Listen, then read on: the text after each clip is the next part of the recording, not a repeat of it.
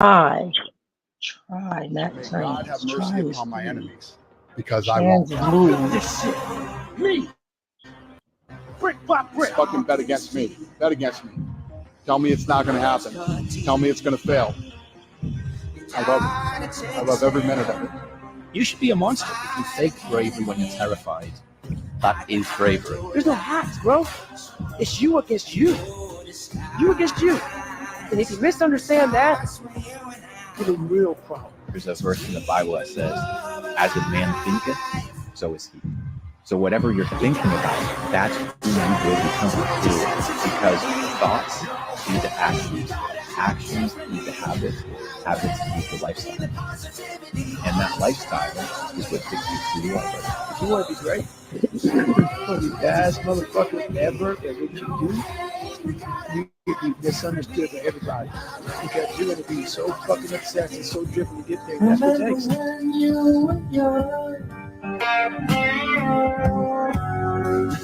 Shine like the sun.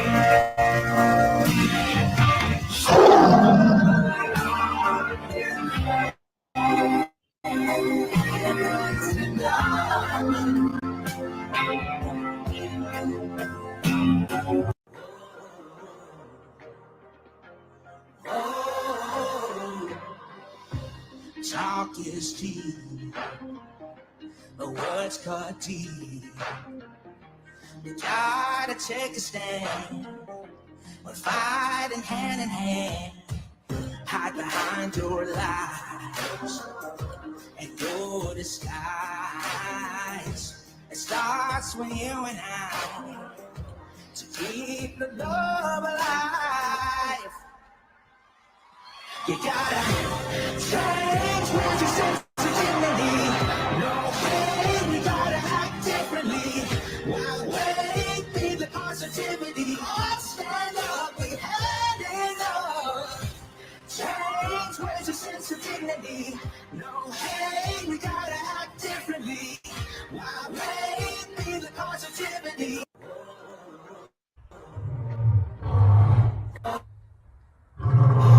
I want you and that young man to tie that knot. I'm gonna pray for you. And I want you to hold on to God's unchanging hand, because he helped Joshua fight the battle of Jericho. Yes. It's the old He helped Daniel get out the lion's den. He helped Gilligan get off the island. Let me get straight to the business. Got them lions in the building. Why you lying to the children? Why you lying to the children? RIGHTEOUS.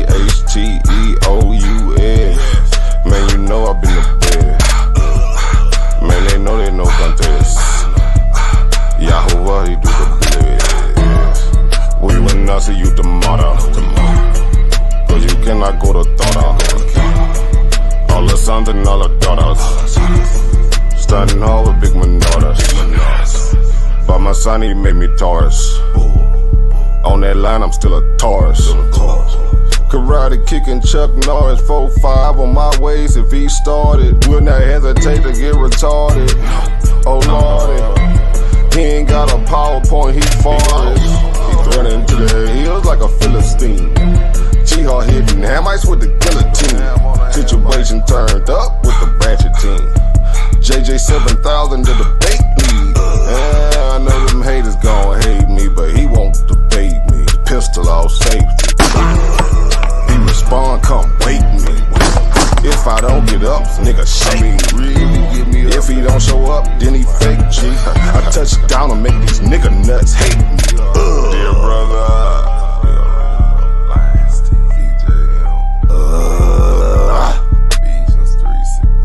Ballin' and crawling all the way from H-Time. Let me get straight to the business. Man, them lions in the building. Why you lying to them children? Why you lying to them children? You gon' cry, you gon' get it. Me, I'm like a frog, nigga, ribbit. Of course, it's in the spirit.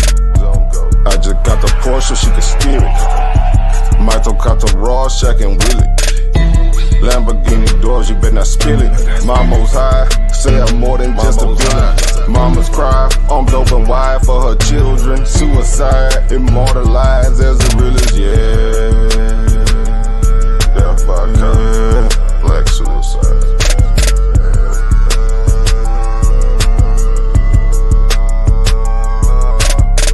Let me get straight to the business.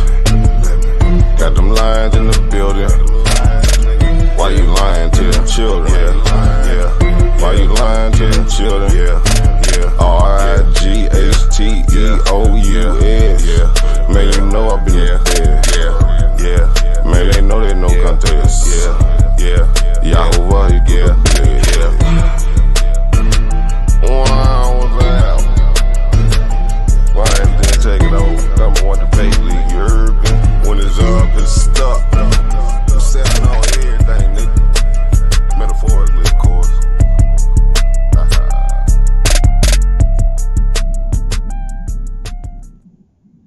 Hi, everybody. Welcome to the Lions Den. Please hit that like if you like the information that's presented to you today. Topic of today is the LGBTQ community and the Black community.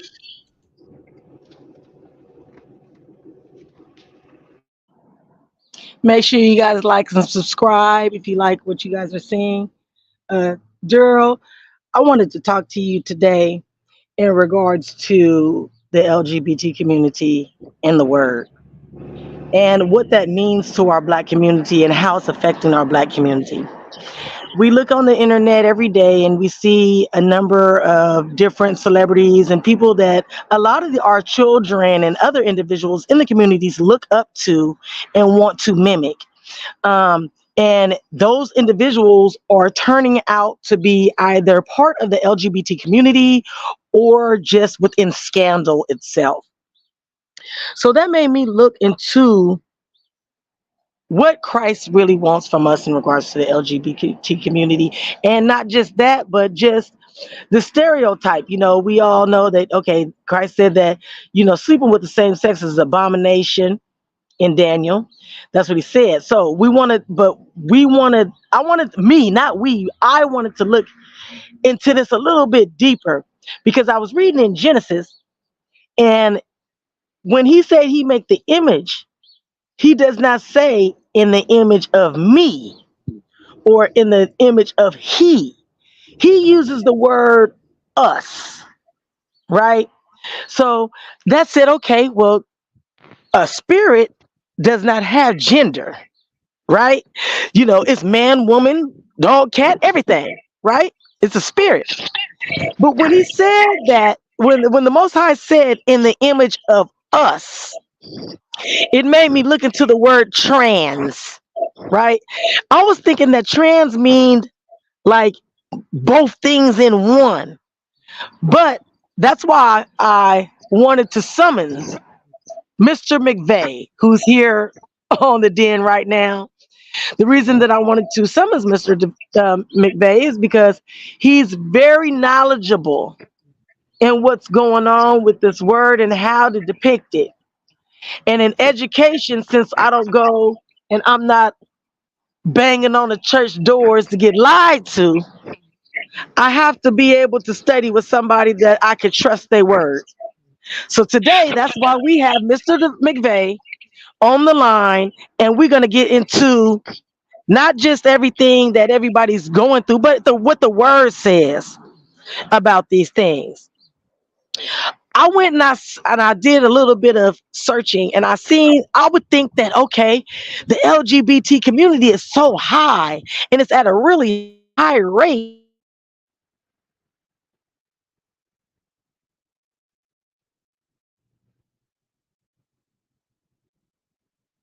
Have the justice system that, kind of takes another percentage of the availability of the black man and the reproduction of the black baby. But what I found was the total opposite. I found that birth rates was actually up, and not only up by a little bit, they were up by 20%. And I said, how is that when we have 80% of our men of 18 and 30 that they either been to prison, going to prison, or had something to do with prison. And then we have a very high rate, 19% black men LGBT. Now, when my father was in the military before he passed away, I remember being young and we didn't see homosexuality. That was a real taboo thing. It was something that was not publicized. It was something that was shunned within the communities. Um, Being in the military, he didn't really approve of that. He always told us, that's not what you do, and you can't. The woman is here to reproduce, and you can't reproduce with the same sex. So I wanted to talk to you, Mr. McVeigh, about what you think about the Department of Education making a trans day for trans students on the day of Easter every year. Okay, well, I guess I'll start off by putting my disclaimer. I'm not an expert on this subject, and I think what the best thing we can do is what we're doing now is have open dialogue and everybody try to give their input as to how they may see something. And Yes. uh, and for me, I see the community as one that is gaining momentum and moving forward. But you have to ask. For me, what I do is I'm always asking the question about the law of cause and effect. How is, I guess it seems to be more of a pronounced group of people today than there was yesterday, or is it just now that they have a safe space that they can come out into? Because this community could have been here the whole time, and I'm not saying it's a bad thing to be that community. And it has been here the whole time because we talk, and we see that in the word. So they've been That's what, here the whole time. that's, that's what I'm saying. So it's a safe space for certain things to come out, but I think we're at a phase of time where everything is being exposed. And Yes. so, in order for everything to be exposed, it has to come out so we can then look at everything to determine, okay, what is going on. And then I think that's what we're trying to do now is brainstorm as to you got the rise in Greece taking place, the rise in uh, you just name it. Is everything is being exposed? This is the time of exposure. Yeah, Cat So, Williams uh, said it.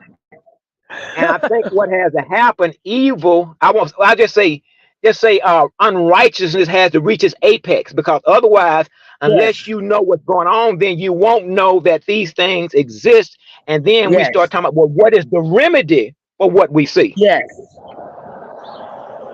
Yeah. So That's where I'm at right now. What is there any turning back from where we are right now? I don't well, see I don't see it turning back. I see it growing. Uh, we are us as parents, or me and other individuals as parents, are dealing with the public putting this on our children and not giving us a choice whether we want our children to be exposed to this type of behavior or not, based on the fact that it's there at the Department of Education and they're throwing this homosexual education in the schools. It's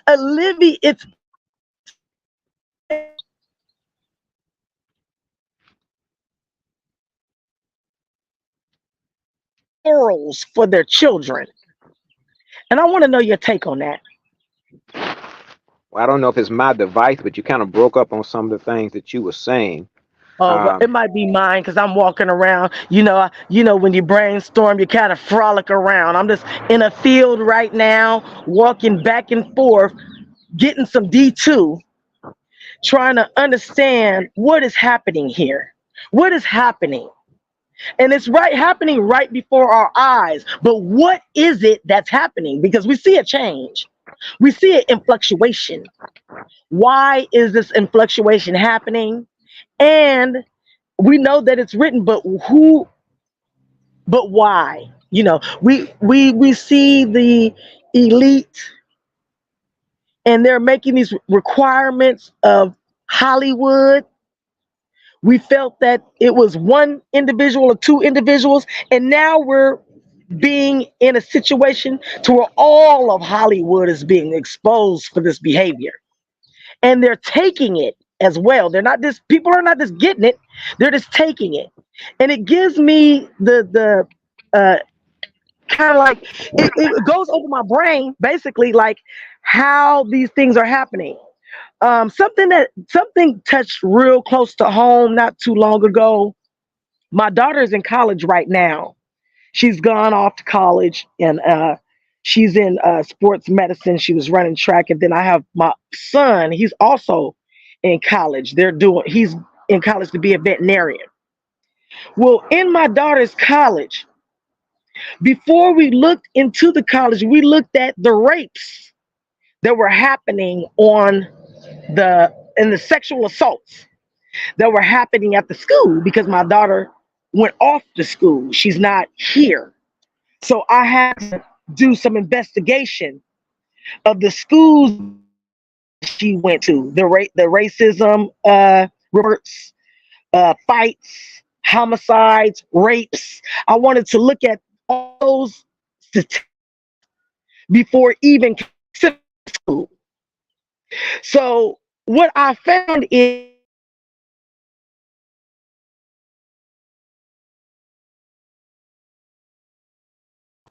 and it's nothing's being done about it.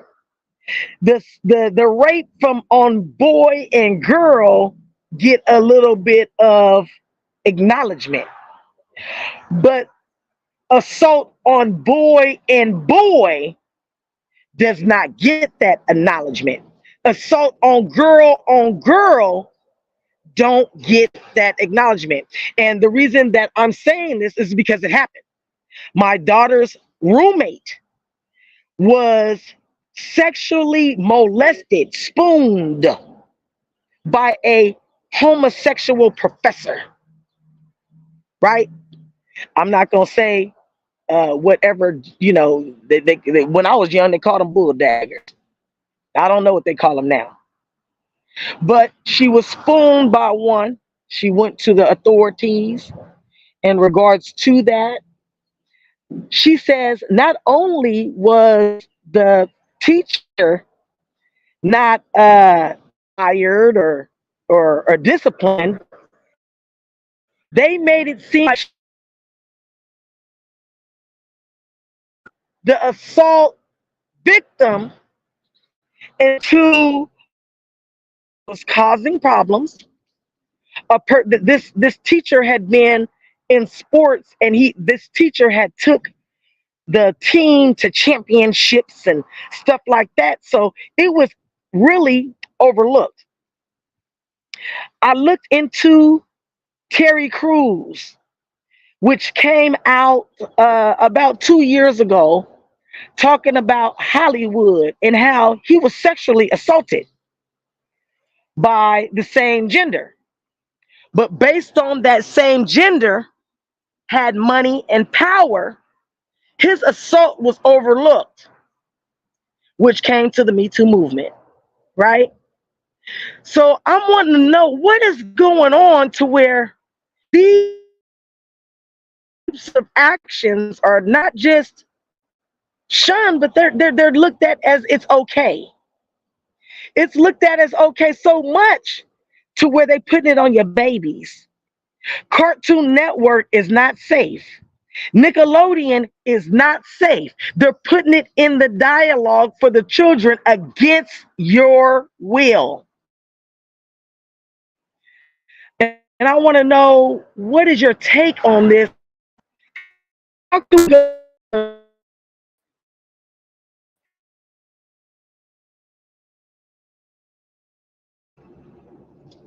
about what's going on?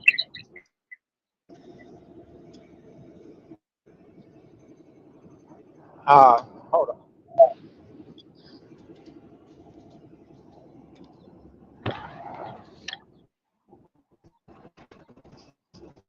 Well, with me, I believe they are aware of certain things in prophecy, and I believe that they are aware that a certain individual is going to be born to bring about a particular type of change.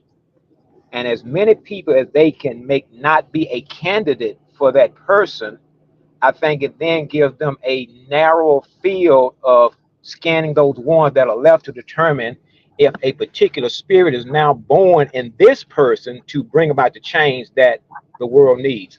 That movie, I think, Avatar, where they recognize Yeah. of the time has called that person into existence.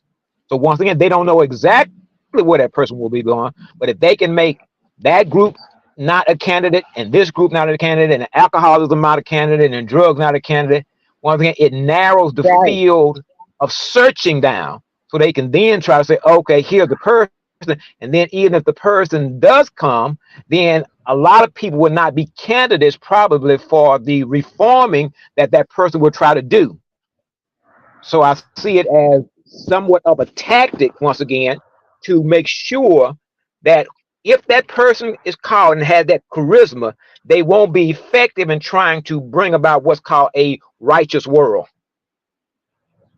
Yeah, because I'm looking at it, and it's from now to today, from I say 10 years ago.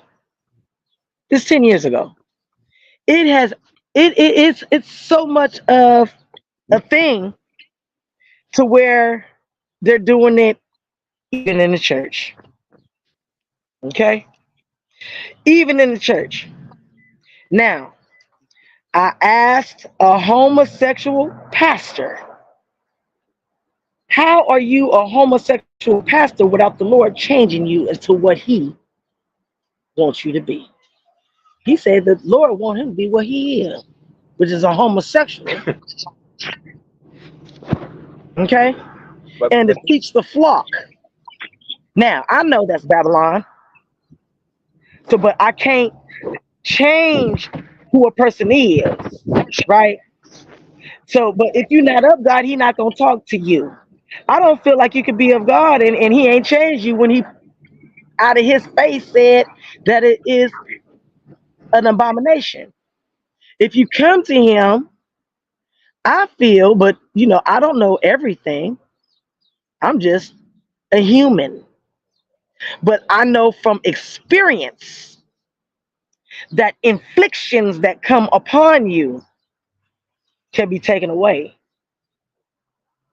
Now, is it an affliction? That's the question. Now, we say I go by the word. The word say you don't supposed to do it, right? But what do you say when the world not only is presenting it to you, but they are bombarding your children behind your back? When the education is putting in an agenda against morality, what can we do? Take your children out of public schooling? You go to jail if your children are not in school. They call that child neglect out here because you're taking away the ability for your child to gain education. They have to be in a documented school. So you can't even say, you know what, I'm a homeschool my child by myself. They're going to say you don't have the credentials to homeschool your child K through 12. And if you can homeschool, but your child has to be in a program. So that means if they're going to be online, they can be online, but they have to be in a program, whether it be core or STEM. It has to be either one. So you can't even take your children out of school to homeschool them yourself out all that nonsense. They're forcing you, they're forcing your hand for your children to be in this type of atmosphere, right? You could take them out, put them in a private school, but from what I'm seeing, unless it's a Hebrew private school or they have a program or school here called Fortune School. This school has, it's like Emoja. I don't know if you ever went to, college, but every college has an Emoja program, right? This is where the students are black. Well, not all the students are black because they can't discriminate against the students, but all your professors are of African heritage, every single one of them, right? So you're gonna get that type of good education if they're good. I had one professor who was a Black Panther. I had one professor who was a law litigator. He just did all the litigation, right? So he was our writing professor. He taught us how to write. And then I had another one in the sciences. Her name was Mrs. McClendon. Okay. These people taught Africanism because they were part of Emoja. These people taught certain things, but I went to the other classrooms because that wasn't the whole program. We only had 3 classes in Emoja. You still have your objectives and other classes that you have to take other than your core classes. I had a professor that was a man. He still had man genitals. He still had a big old Adam's apple, but he wore a dress. My daughter was in college.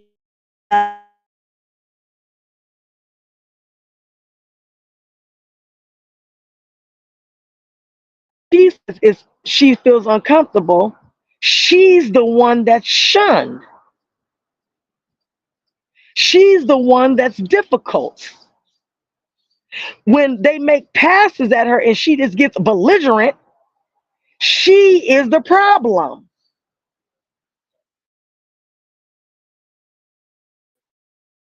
So I'm just trying to understand.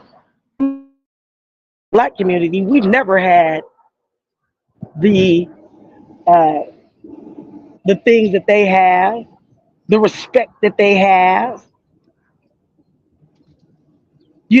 The president of the United States went to go get a homosexual overseas that was breaking the law, but didn't get our people that was prisoners of war. What is the agenda of the United States? Because it seems to me that they're pushing this. They're pushing this. And that's one thing that I agree with former President Donald Trump. We should not have to deal with that if we don't want to. It should be a choice, like everything else in this United States is a choice. But it seems when it comes to this, our children don't have a choice.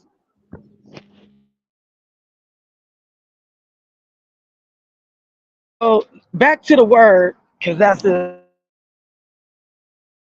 just my thought, but back to everything about the birth rates. Oh, this is why the birth rate went up. Found during last year's United States Census.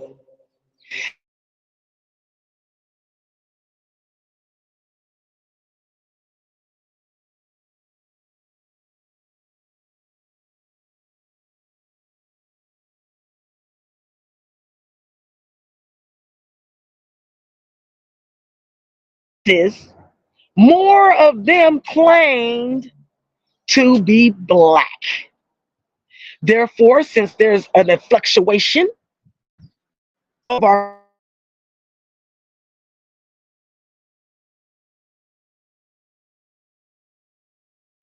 push instead of down, because they consider those people black. That's what I seen. And it says that Mexican Americans check the black box. They understand that they have black heritage, right? I think me myself, I think that they checked the black box because we were talking about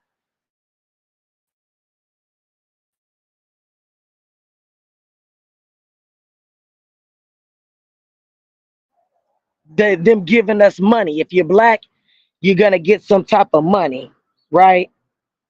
So I think that's why a lot of our Mexican brothers and sisters went to heritage, right? And checked that black box. What do you think about that, Daryl?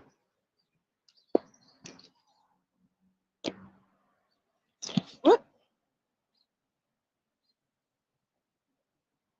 Daryl.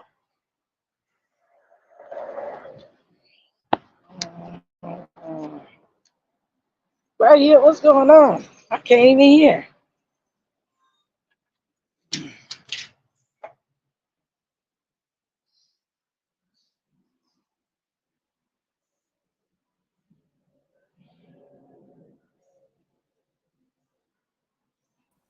Daryl responding. Hello? Shalom, family. Shalom, Queen Karima. Everyone, I'm over here listening. Yeah, I need some insight on this. Say it one more time. I need some insight on this. What's happening? Repeat the statement. I was trying to come in when you was so I missed kind of the last part of what you were saying. I was saying that I need some type of insight. What's going on? With what in particular? With what I was just talking about how the schools are pushing it on the kids. Right. The TV is pushing. I went and the grandson supposed to have been looking at Roblox and some other stuff on the YouTube. Right? They got the little kid and the grown man, they playing the video game, and the other kids could watch on the YouTube, they could watch them playing the game, right? Right. During the time that I'm watching, the man is saying inappropriate stuff. Yeah. He's, you know what I'm saying? I'm like, wait a minute. Right. He's throwing it in little lugs. Yeah. You know what I'm saying? Yeah. So, okay. So, my son, he likes to watch a lot of these, gaming, sites on YouTube. Yeah, man. Well, you gotta watch them. You gotta watch them. I watch my, when it gets inappropriate, I show my son, that, and there's a lot of grown men, pandering to children, but there's so sexual underlying undertones in their statements and stuff. Mm-hmm. And then, I had to teach my son, when it was time to figure out it was time to shut them off and switch to somebody else, because they are, covert, in their adamant attempts to condition our children, through social media and stuff about, this gay stuff. It goes back to the cultures of Europeans, and I really feel like what they're trying. Yeah, it's a Greek. It's a Greek. Yeah, it started with the Greek. The worship of Ganymede, sis. You know Ganymede in Greek mythology? No, please explain it. All right. So because I'm okay with saying that I don't know something. Right. So Ganymede in Greek mythology, Ganymede was a little child, right? He was a baby, actually. He wasn't even walking at the time. And in the mythology, Zeus transforms himself into an eagle, abducts the baby, and makes the baby his sexual tool for hundreds of years, and then gives the child eternal youth, and he made him immortal, and his name changed. Sounds like the Illuminati to me. Right. And his name changed to Aquarius. Remember the song? I don't know how old you are. This is the timing of the age of Aquarius. Age of Aquarius. I do remember that. That's right. So understand that once he became a god, he was given a cup. He was given a golden chalice that would show or symbolize his sexual function amongst the gods of Mount Olympus, right? And his sexual function was as a prostitute. Oh, Oh yeah. oh, Yeah. what? Yes. And this is where the pimp cup comes from. What? And later on, they called him, the child of eternal youth. He had eternal youth. And then later on, a book was written called The Little Boy That Never Grew Up, that had everything that was about Peter Pan. But Peter Pan is a abstract of Ganymede, Aquarius. And this is one of the reasons why Michael Jackson immortalized Peter Pan in Never Never Land Ranch. Because what do you do? Never, never. Whoa! I ain't never seen. You know what? And it's just so profound. Like I love the Den, and the reason being is because I did not know that. Right. I did not know that. The statues of Ganymede. I knew that the Greek symbol a lot of stuff, and because there's a sexual position called Greek. Right. And that you see that in the Greco-Roman wrestling. They used to do that naked. And if you know that there is a mounting position in Greco-Roman, this is why, you know what I'm saying, I started Greco-Roman and then I said no, because it was fruity duty. Yeah, I looked in. I started looking into the Greek when I started looking into them fraternities. I did a real deep, in-depth study of the fraternities because I wanted to know why all these black brothers are doing these Greek signs. Well, it's no Africanism in it. Why is all these black people doing this Greek stuff? Right. And it's the fraternity. So a lot of the stuff that I see is they stuff. And they are putting it on these people, and our people are just, and then we sucking it up because we really don't know who we are. Right. So watch this, sis. The Greeks believed in a religion based around the worship of Ganymede. Socrates was the one who said the greatest love that a man could ever share or receive or experience, paraphrasing, is the love between a grown man and a little boy. What? Socrates, one of their he must have been a big faggot. He was super fat. Excuse my language. Sorry to the audience. Sorry. Sorry to the audience. Right. That slipped out. I'm sorry. On Facebook. But yeah, so that the term for pederasty, for that type of love, was called agape.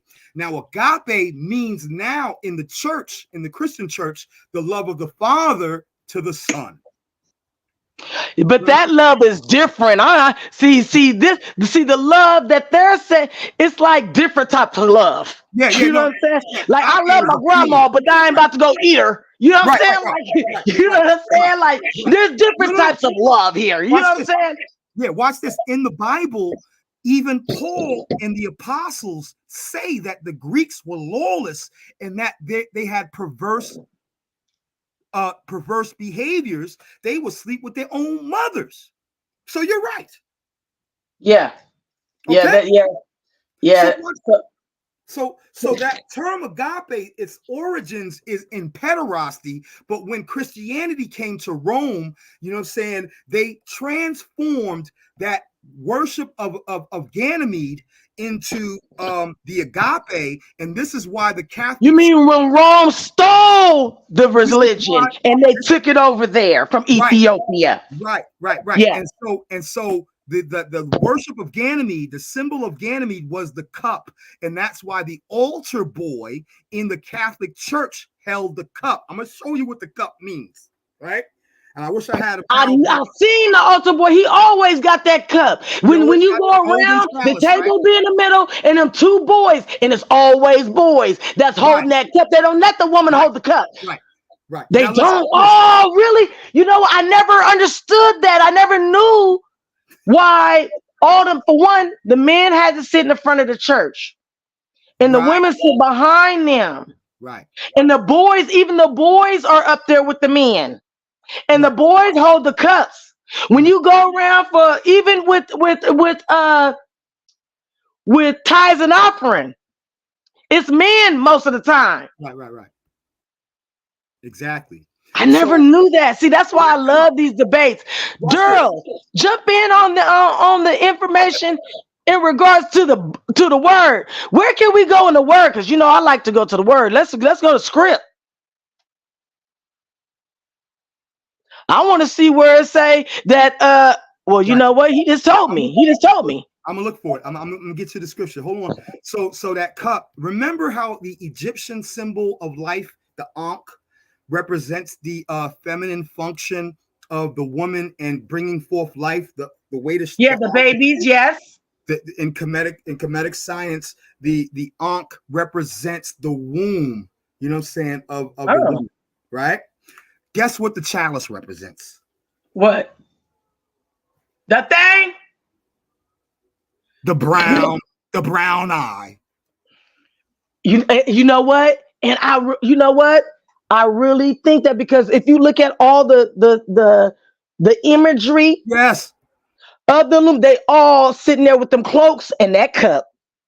Right. And that cup literally looks like, if you go to a biological a human biology chart and look at the human body, when you go to, you know what I'm saying, the what do you call it? The your intestinal tract, what you'll see is that, you know what I'm saying, how you expel, you know what I'm saying, waste, that you know what I'm saying, through the brown eye, that is shaped like a chalice. Just like the ankh is shaped like a woman's womb. So you telling me that they think that they're doing something good? They Yes, feel yes, like this is of God, right. And this is even why, though God says it's an abomination. right. And this is why the Roman Catholics continue to this day to touch them little altar Boys, boys. yeah, Altar yep, mean? What does yep. altar mean? To change.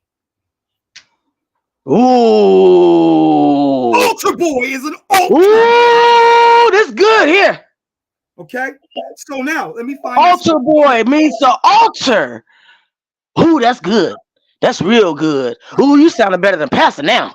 Ooh, that's real. That was real good right there. Well, Yeah, let that me was. Yeah, find yeah, that sound real. Ooh, what do you go to the altar for? To get altered. altered. You all Oh, that's good. all right. Yeah, So that's a word right there. right. So let me look this up. The writings of Paul. Right. So you Okay. go ahead. I'm So gonna find I'm this gonna follow scripture. you. I'm gonna follow you. I'm gonna follow Okay. you. I got my book right here. Okay. So stay right there. Okay. I'm gonna mute my mic and I'm gonna do this.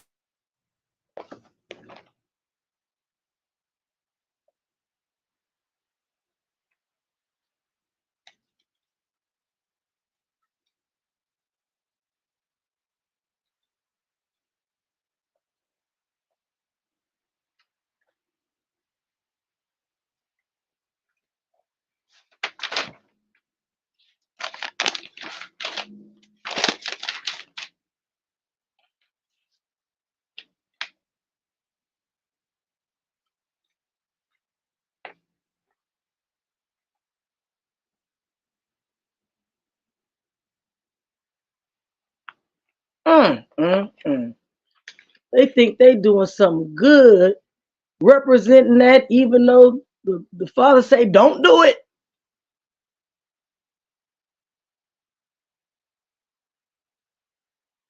Mm. The altar is the altar. Ooh, that was a good word right there.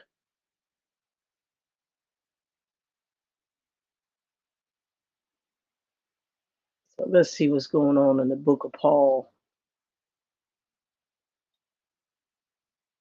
Yeah, them Greeks is not. Them Greeks ain't good.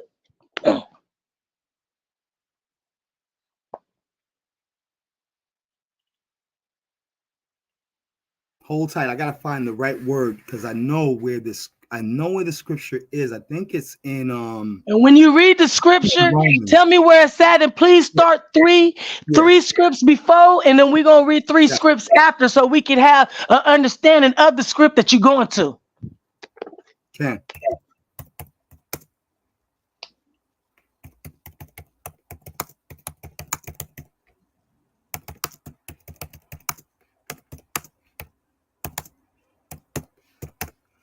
Let me see here. Leviticus. No, that's not it. I'm trying to go to Paul. Romans 1 and wait, hold on, let me see. Watch this. I think I might have found it. And Okay. likewise, Romans 1 and 27, I think. And likewise, you said Romans? Romans 1 and 27. Okay. Let me see if this is the right one. Okay. And likewise also the men, leaving the natural use of the woman, burned in their lust one toward another. Wait. Let's go back. Let's go back to the previous. Let's go to. For God gave them up unto vile affections. What? You said what? You told me to go back 3 verses. So let me go back to 25. Who changed the truth of God into a lie and worshiped and served the creature more than the creator, who is blessed forever. Amen. Verse 26. For this cause God gave them up unto vile affections. What did that mean? Perverse love, right? Yes, yes, love. Sir. Yes, sir. For even their women did change the natural use into that which is against nature. Remember the Isles of Lesbos. Right? So watch this. So even the women did change their natural use into that which is against nature. Come on. Hallelujah, holla back. Romans 27. And likewise also the men, leaving the natural use of the woman, burned in their lust one toward another. Men working that which is unseemly and receiving in themselves. Come on. Think about that. Let's meditate on what they're receiving into themselves. Hello. The word, truth. Let's talk about it. Which was meat, right? Let's go to the next one. Let's see what this says. And even as they did not like to retain God in their knowledge, God gave them over to a reprobate mind to do the things which are not convenient. So we know just from what you just said right now, that's not a good look. Right. That's not a good look. So why is our government pushing this agenda? Because they're Greeks and Romans. Yeah, basically. They are of the lawless. So watch this. We are in this situation now. And I was just talking to my brother Marquise Judah about this yesterday. And we were talking about how there's this great falling away. And after the restrainer was, saying there was in that 2 Thessalonians chapter 2, verses 6, it talks about the restrainer, which was holding back the Antichrist and all of these versions. Once the restrainer is gone, the Antichrist is now in full effect. And now this is the age. I see that. That's what we see. And that's what we're seeing. That's right. That's the times that we're in right now. We're in Romans right now, about to get to Revelations. Right. We've already gone through everything. We've already gone through Genesis. Our lifespan, we've already seen that. We've seen Genesis. We've seen all that. We've seen all the stories prior to that. We've seen what happened in Exodus. We've seen that in our eyes. We've seen what happened in Kings. Now our lives itself is literally in Romans, approaching Corinthian.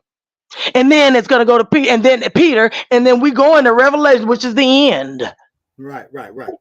So this is where our story is right now, because this is what we see right now in live 42K. That's right. Right now, it's written. Right, and those of us who are consecrated, in the Most High, studying the scriptures, keeping ourselves chaste, right? Yes. At least from, you know, and we are now seeing these revelations come to pass. So what we Yes, are we are. experiencing now is pre-judgment. We're you know what I'm saying? This is a really, this is like, you know what I'm saying, the cusp of It's almost like it's time. What you about to do? right. Basically, this is a time. He said, "What you about to do? Is you still gonna be with this, or is you really? Because guess what? When you see me, you better have your story together, Now okay? watch Because this. I'm coming to holler at you, Watch okay? this. Let's take this back to Sodom and Gomorrah. Hallelujah. Ooh, Let's go back to Sodom.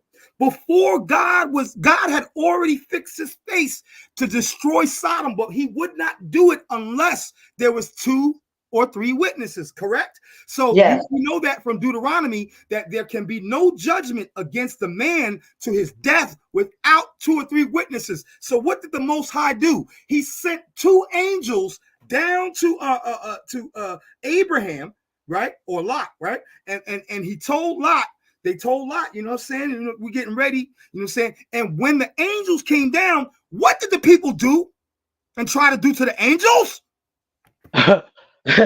They was with the FUC carry. That's what right. they was.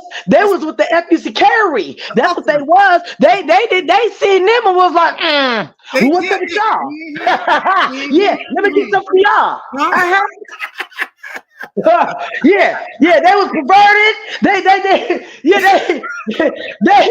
at the angels foul. They You was feel like, me? they saw the angels and said, hey. Yeah, basically, what's up with you, boo? When they got the angels, show did. Mm-hmm.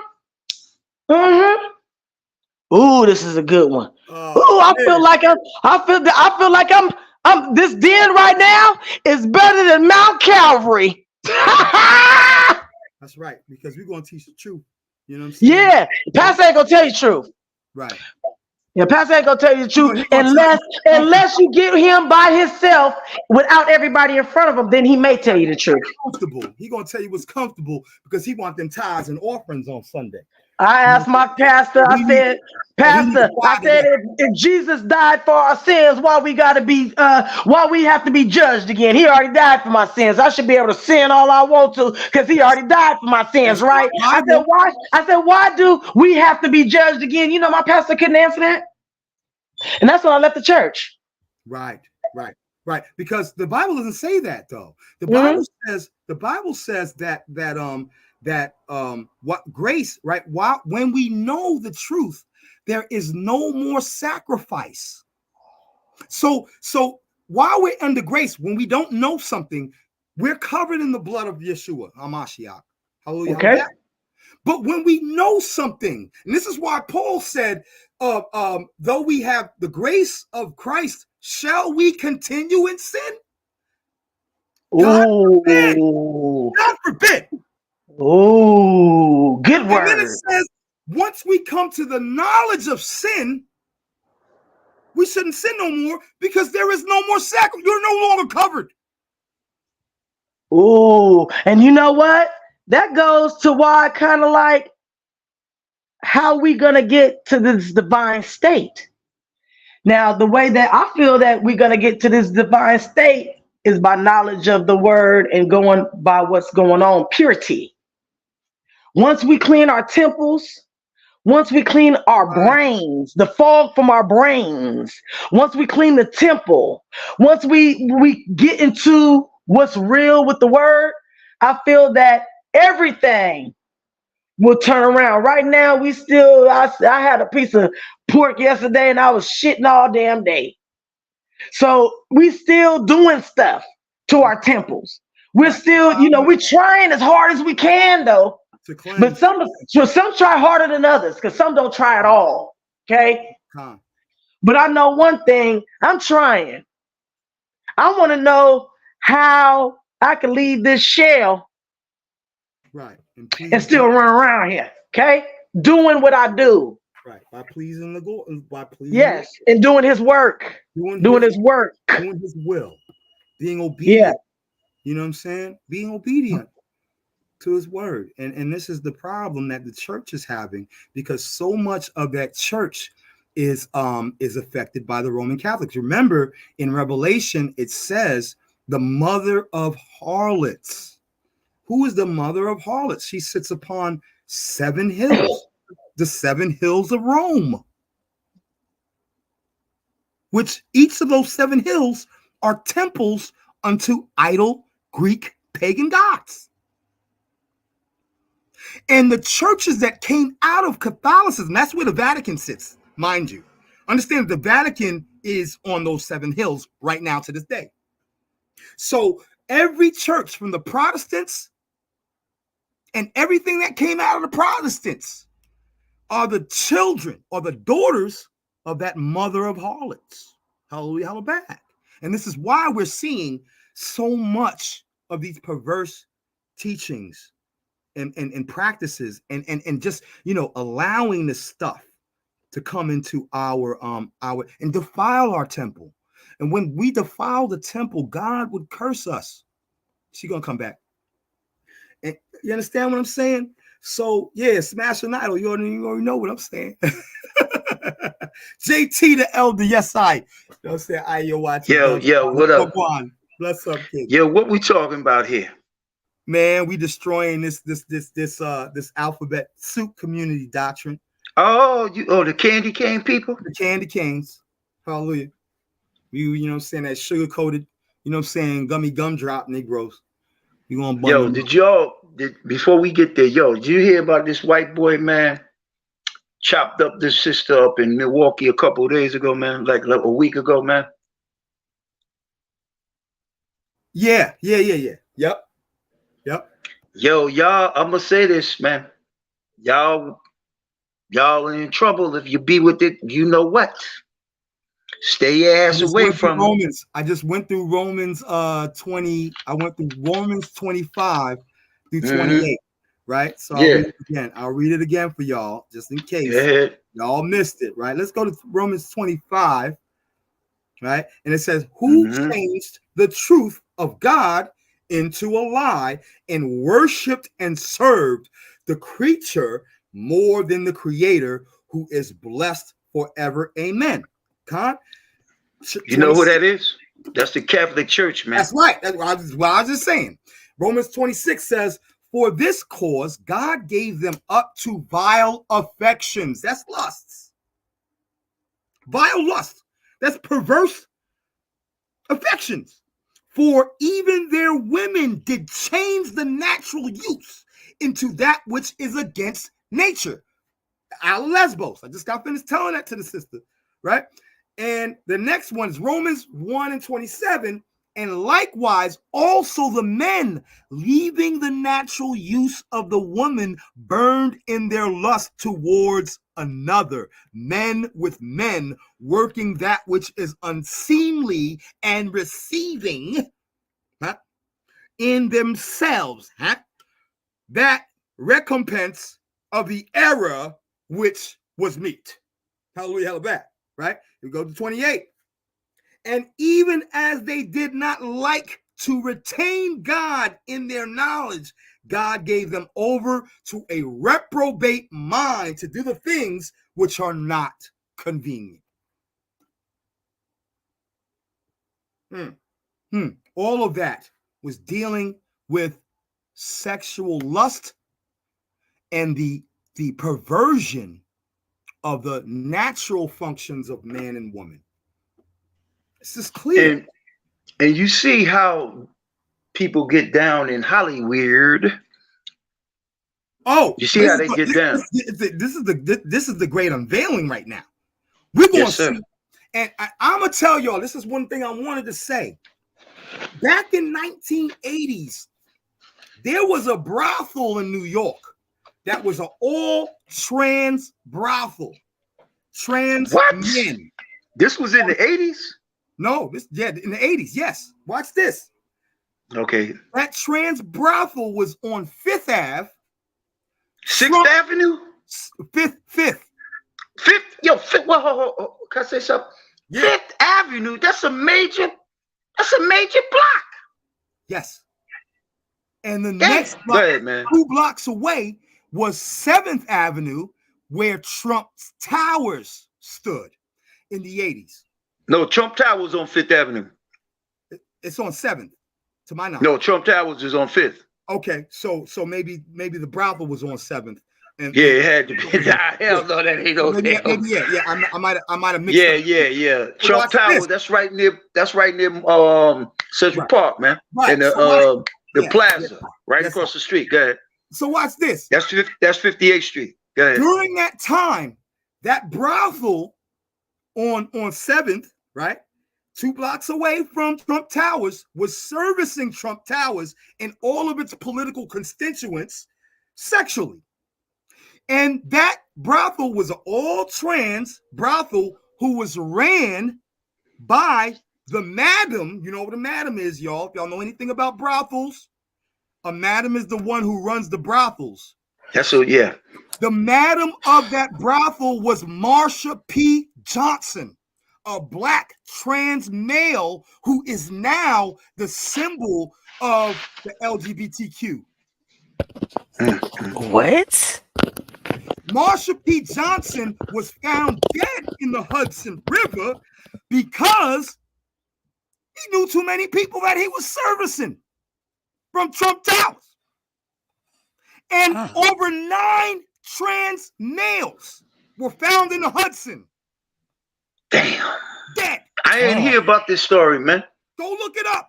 I ain't lying. What year was it? Early 80s or late 80s? It had to be early 80s, man. 80s sexual revolution coming out of the 70s into the 80s. Well, that's like between 79 82.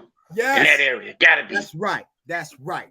So here we have. So the interesting thing is, while we're having all of these exposing, I would have loved to know, you know, saying like what it's gonna come out. Like even you know, the dude who created Penthouse and the other guy who created Playboy magazine. Them dudes were the Hugh ones. Hefner and Larry Flint. That's why Biggie not. That's why Puffy not going to jail, because he got all that. They were all tied together. That's a culture. Yes, Jeffrey Epstein. Yeah, it's a culture. Yeah, it's a Hollywood culture. Everybody done been through it in Hollywood. To them, that's normal. Right. If you ain't into that, you might not make it that far. Okay. So they chose y'all that. can keep it. I don't want it. I don't want it either. You know what I'm saying? Because they say animals and stuff be involved with the women. Oh yeah, they do all kinds of stuff. You know what I'm saying? In secrecy behind closed doors.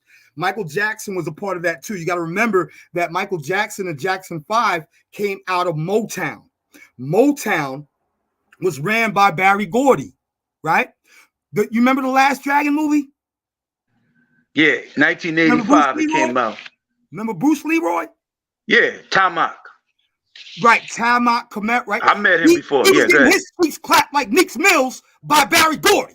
And that's the reason why you'll never see him in Hollywood again, because he's blacklisted for freaking outing Barry Gordy. That's why he was saying he got blacklisted, because after that he ain't never been in nothing else. Yeah, he been in some underlying movies that you ain't never gonna see. He was on A Different World. I seen him on there. I mean, he tried to rape the girl. What's her name? Cree Summer. You remember that episode? Right. Yeah, go ahead. Yeah, man. So just remember that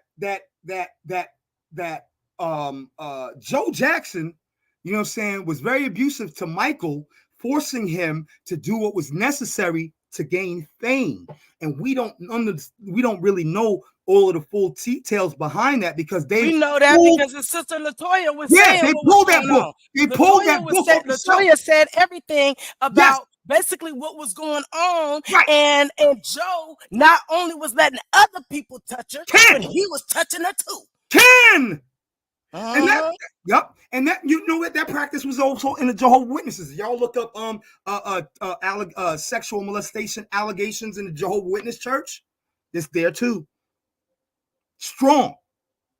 I'm sorry, any of y'all who grew up with Jehovah's Witnesses, y'all need to study the history of your church. They were all engaging in this stuff, in this perverse, right? So Michael Jackson turned around And the symbol of Michael Jackson is Peter Pan, and Peter Pan ain't nothing but Ganymede. The original Pan, he was a Greek mythology legend or something. And he used to play the flute, right? No, that's Pan, right? Yeah, Peter that's Pan. That's where they got their inspiration from. They put Ganymede and Pan together into that character. So this is why you see a painting when Michael Jackson is talking to Bashir, and that you go back and look in your look up the Michael Jackson 2002 it came out. Right. Michael Jackson talking to Bashir, right? Bashir, he's sitting right behind the British journalist. Right. And behind Michael Jackson, while he's talking to him, defending Michael Jackson, remember I told you what Socrates said about the greatest love? Remember I said that? Mm-hmm. Yeah, I do. No, I must have missed it. So Michael Jackson, when Bashir said, well, since you have all of these allegations against you, you know what I'm saying, with the children, why do you continue to share your bed? And Michael Jackson's response was a quote from Socrates about the greatest love. Wow. With a picture of him butt naked with a tunic around his loins and a bunch of butt naked babies flying around him and a flute. Yeah, I did see that. I thought, you know what? I thought that was like something artistic or something. Missed that. You know, like on the walls that you see downtown, you see the Socrates. If you go to, you guys are in different areas of the United States, but here in California, in our capital, Sacramento, we have a number of different older buildings and stuff like that, because we were flooded out. So we have, the city's on top, but we have a city on the bottom as well. And the city that's on top, which is we call this Old Sacramento. This is a city that's on top of the old Sacramento, right? And they have these naked babies around the buildings. Like if you look on the I wish I could just do. Let me see if I could do a Google map over there. I got something I want to share, but I think Queen Karima might have to put the fair use thing up first before I share it. Disclaimer. All right. Disclaimer, yeah. Disclaimer? Yeah, the disclaimer. Fair use disclaimer. Are you there?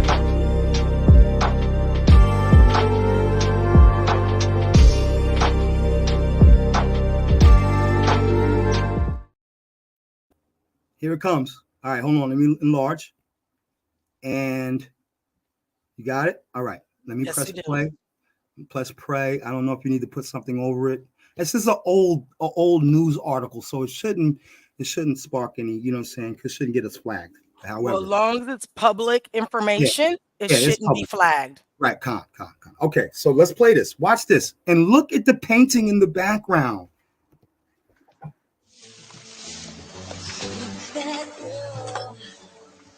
Aren't you coming? No way. Pay attention, big y'all. Secret. I never saw anybody in my 10 minutes, but I'm not going to play the whole thing. Okay, I'll try. I'm slightly worried about my shoes. I'm gonna mute the music.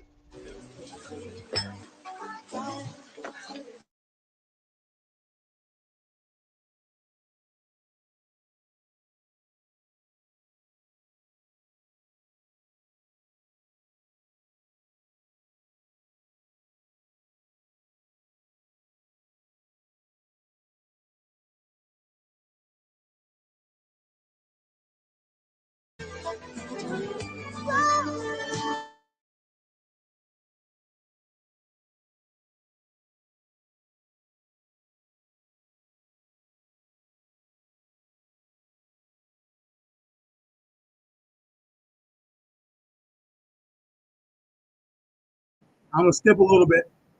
I want y'all to get to the actual.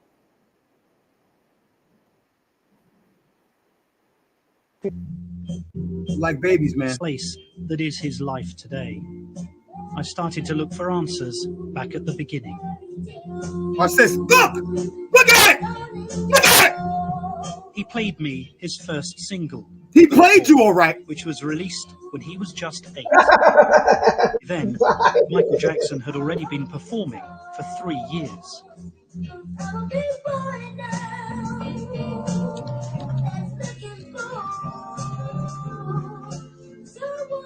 Do you remember You see it? when you first Do you see it? discovered Do you see Yeah, I it? see it. Let's stay right there. Wow. Screenshot that. Right. Let me see. Yo, screenshot that shit and send that shit to me, please. Damn, I got nigga. you. Man. I got you. Wow. That painting is worth millions and millions of dollars right now. Yep. With the butt naked babies floating around him. Watch this. At the bottom of his foot is a sleeping black baby. Okay, we're gonna watch that and screenshot that too when you get to it. All right, let's see. Here. Hey, I know there's gonna be some Michael Jackson fans that are gonna be mad at me today. He should have paid that damn picture, man. God damn. Right nigga. behind him, see the white baby over here? There's another white baby over there, finger sniffing the black baby who's asleep. It's behind Michael. There is a whole screenshot it so we can see. I'm gonna find it for you. I'm gonna find it for y'all. All right. But I don't know if he's gonna move so you can see the black baby right underneath his foot sleeping. You got to show us that black baby. Butt naked baby sleeping, but he all around him flying around. There's a bunch of butt naked white babies. Come on, y'all. Do the math. Let us see it. Let's see if he moves, and I'm gonna find it for you because they got this picture, full picture. Put the link to this in the chat, please. Okay.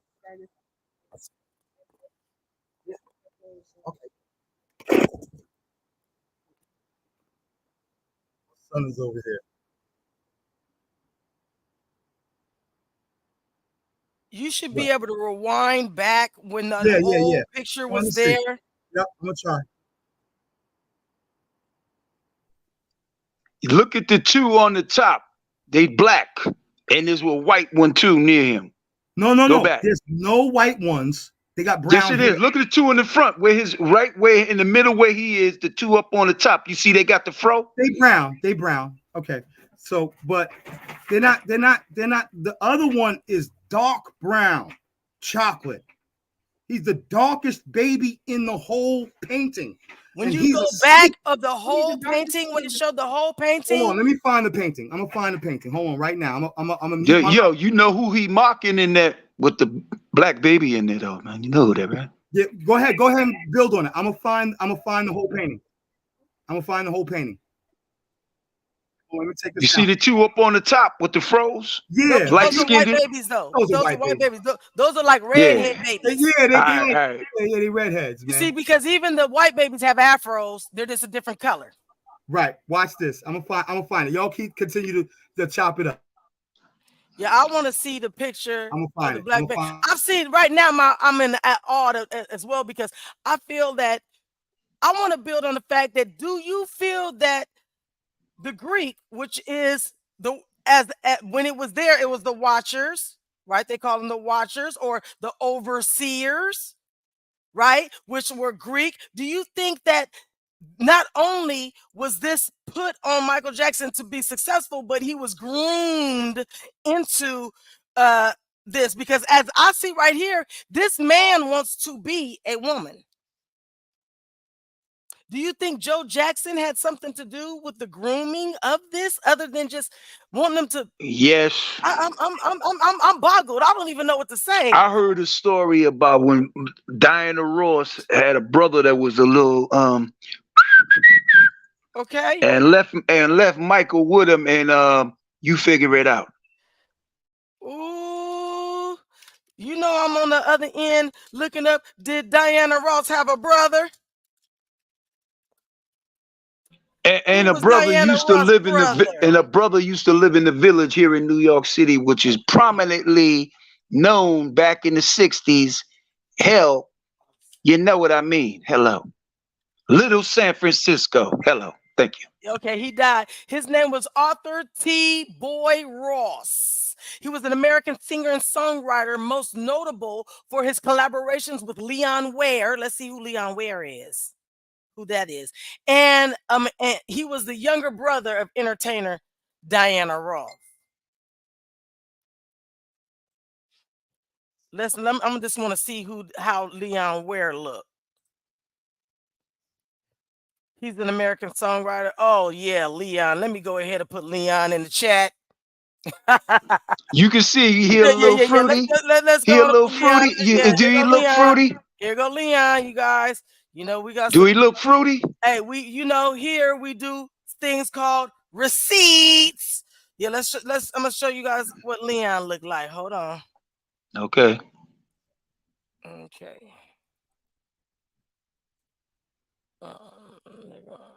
I'm trying to get.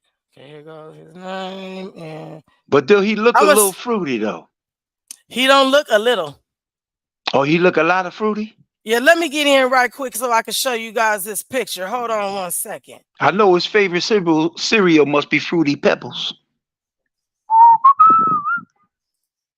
There you go.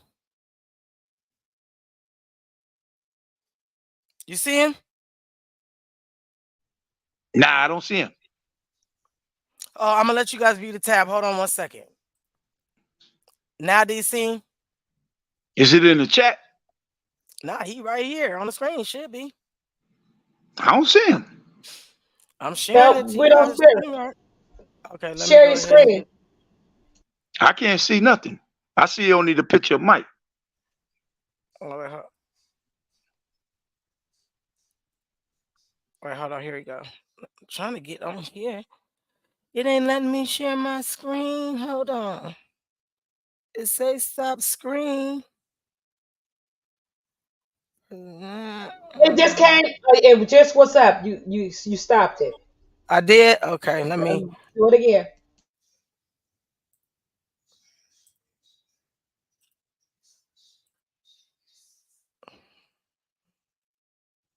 See? There you go. There we go. That's Leon now. Oh hell Look, yes. look at this picture You right you here. you can The see, left. yes. Yo, no doubt, man. No Look at doubt. the one in the middle down there in Right. the middle. He looked like his name was Leon. So that's what Leon looked like. Okay. Yeah, he was an American songwriter as well. I feel like he was. I feel that what they do is in order to get into Hollywood, they do you like a fraternity. They give you an initiation, or they do like a hazing. An embarrassment ceremony, They're like a basically. hazing. They give you a hazing, and then after you do that, they choose whether the participants that apply are good enough to be in their fraternity. Now, this goes back to that one fraternity that they're all a part of, and it's an actual fraternity from Yale University. So when we talk about the alumni, Yeah, that's an yeah, actual yeah. George Bush fraternity. was in that fraternity when he was in college. Yeah, and so is Donald Trump. It took him 10 years to graduate, but he graduated from there. Now, when you look at other individuals that went to other real prestigious schools like Harvard University, Brown, this is where, Princeton. yes, this is where Sean Puffy Combs graduated from. So now do you see why I What school? say What college he graduated from? from Harvard University? He had an He A plus. graduated from Harvard. Yes, he did. He's a very intelligent man. Yes, he did. Very intelligent. A plus student. That's hard to believe, but I believe Look you. it up. I do my matter of fact, we could share that one moment. I do receipts. Yeah, I looked up Mr. Puffy. And Mr. Puffy is very intelligent. You're not dealing with no dumb nigga.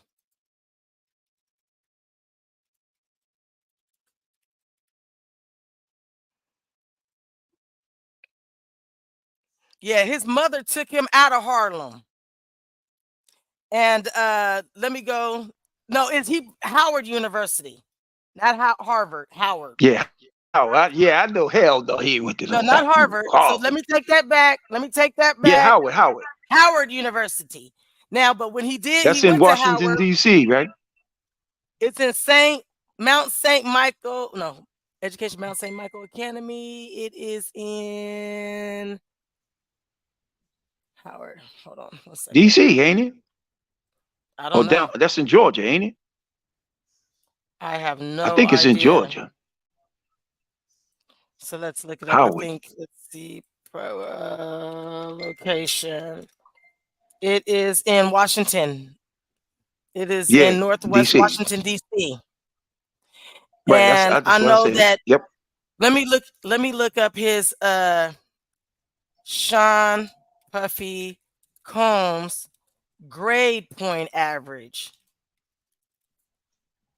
Yo, y'all, pardon self, but Okay, so anyways, he was real smart and he went there. What I was saying is these high end universities, they have these fraternities, okay? And these fraternities all have brethren.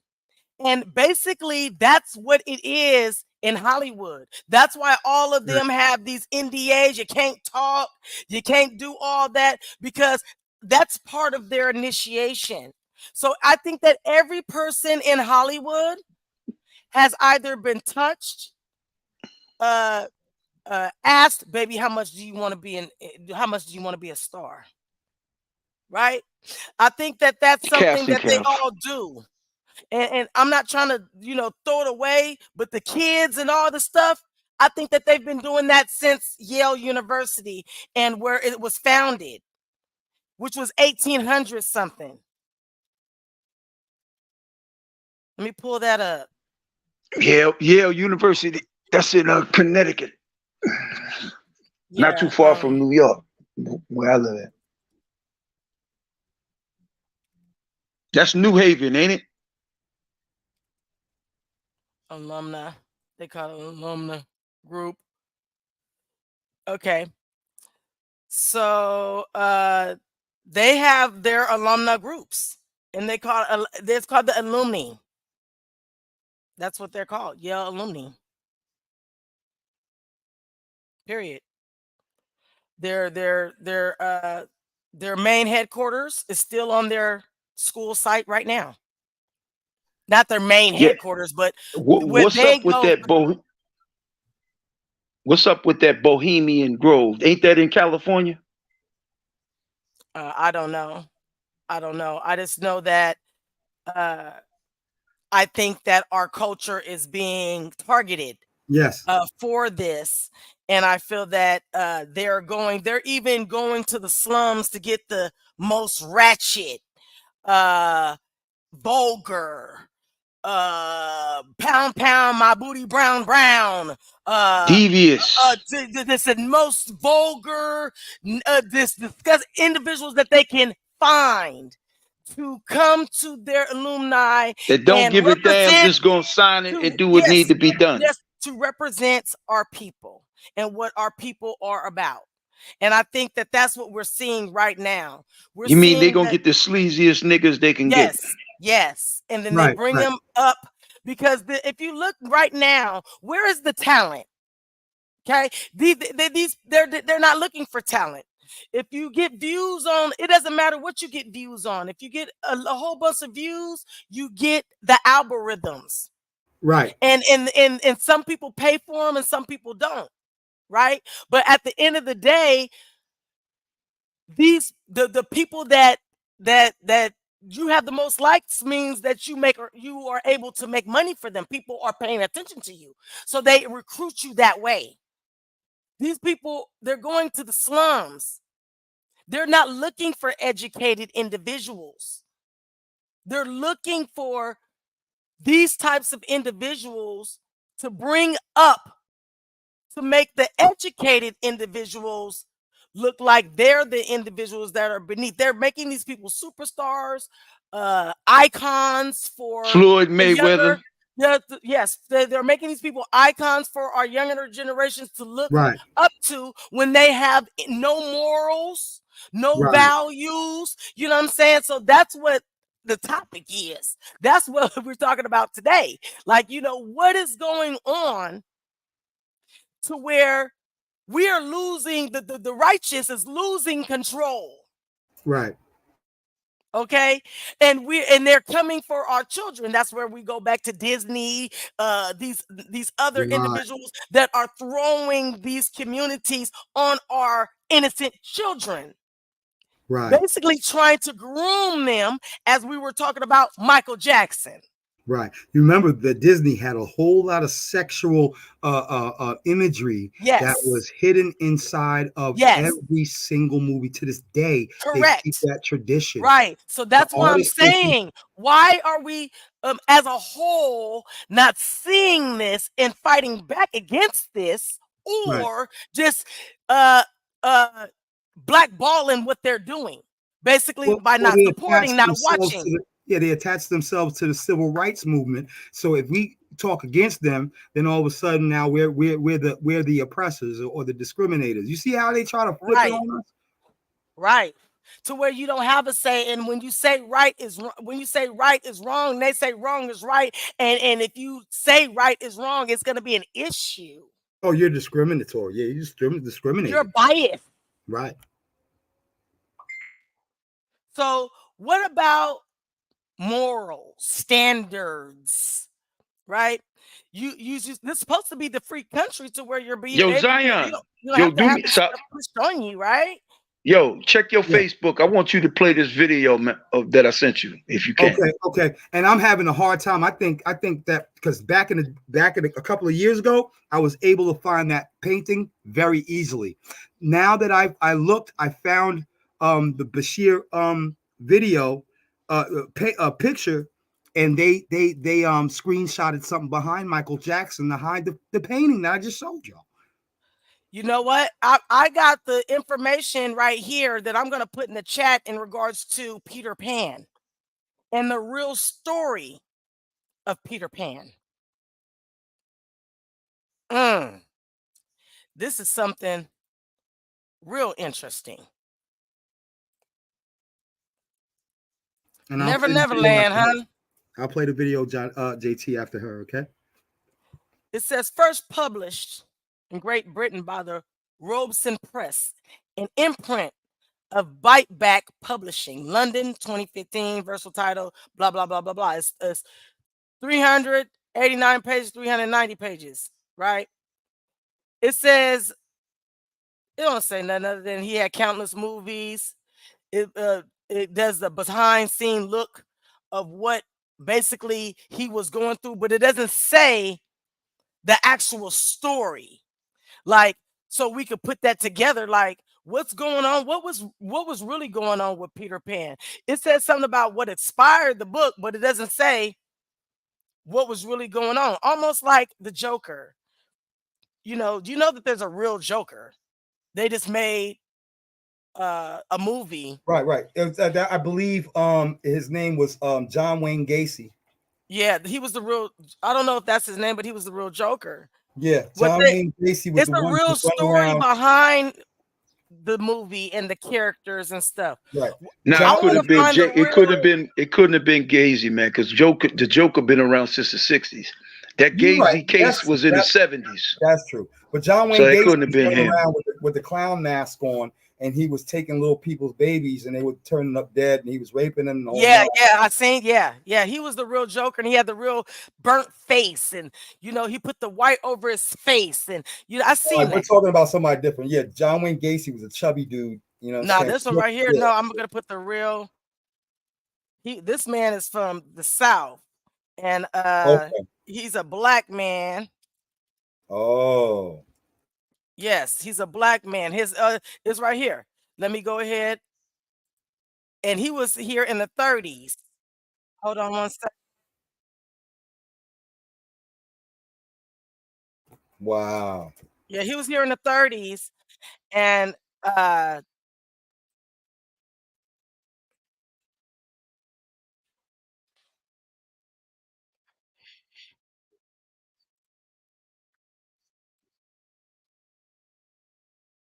you see it? Mm, I don't think Queen You Karima see it? shared it yet. She didn't share it yet. Queen, you there?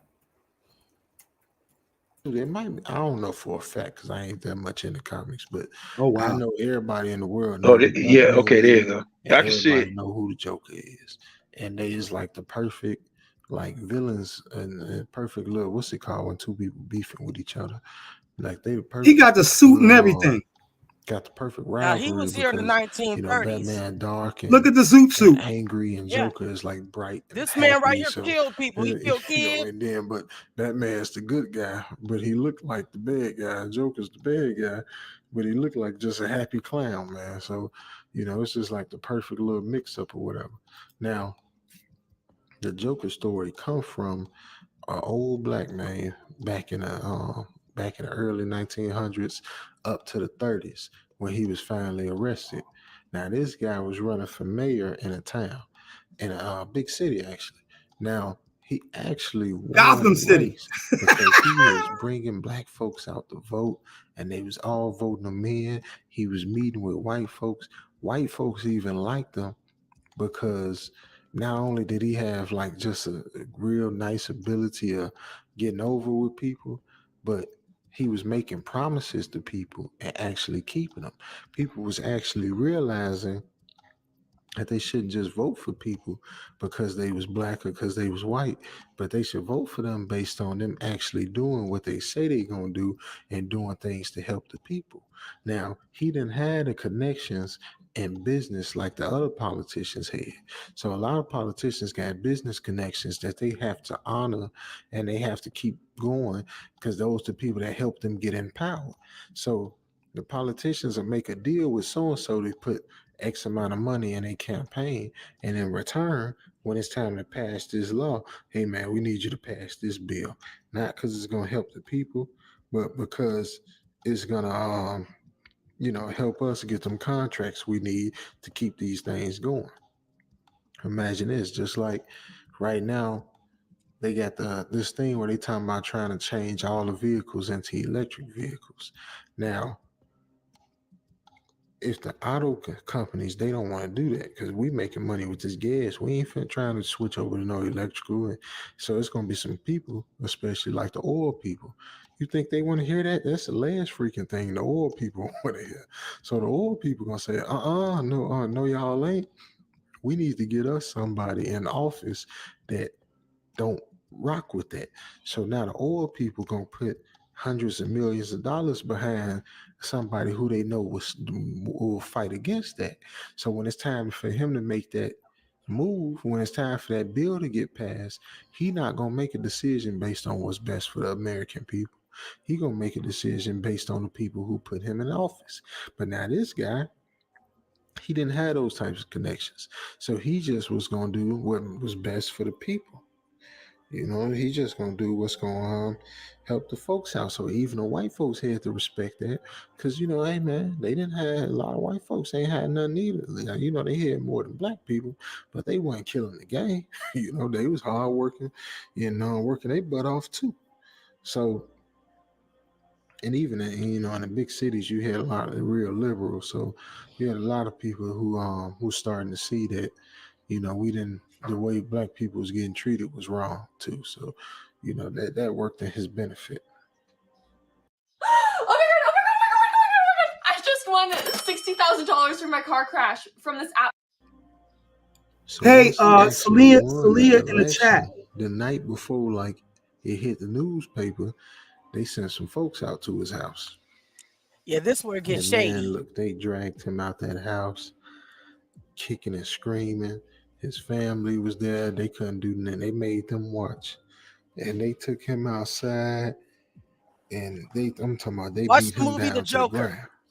They all had their hoods on, and they put a whooping on him. They put a whooping on him so bad it was felt through generations, man. I'm talking about they beat him. They beat him down all upside the head and everything. And this is where the transformation happened. It's believed that all the attack they did to him, just psychologically, knowing they was in front of hearing his family hollering and screaming in the background, and the blows to the head. I'm talking about just countless blows to the head, man.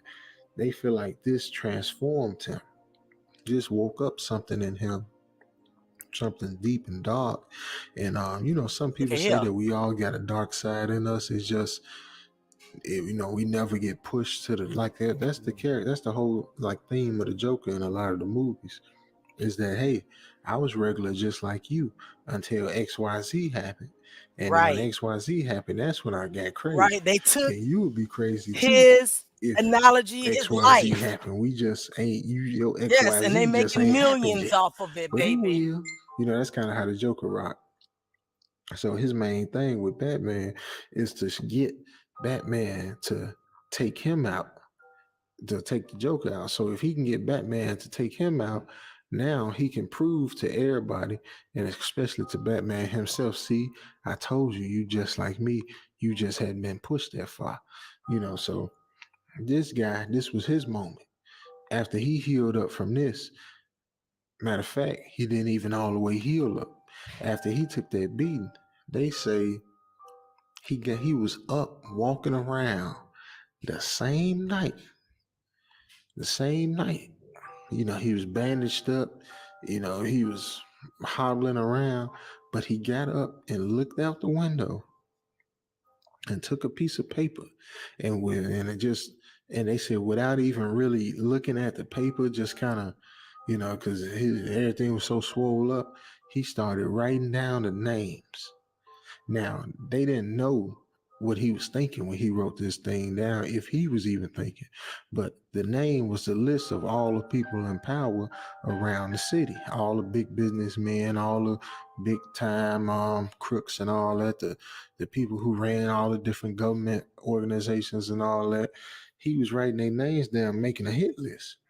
So he was here. So that first night, now they say after that he went on and slept for about a month to get himself healed up. But that first night, they say he got up. They don't know how he did it, and wrote all them names down and kept it next to him on the bed. Said when he woke up, the first thing he asked for was where his list was at.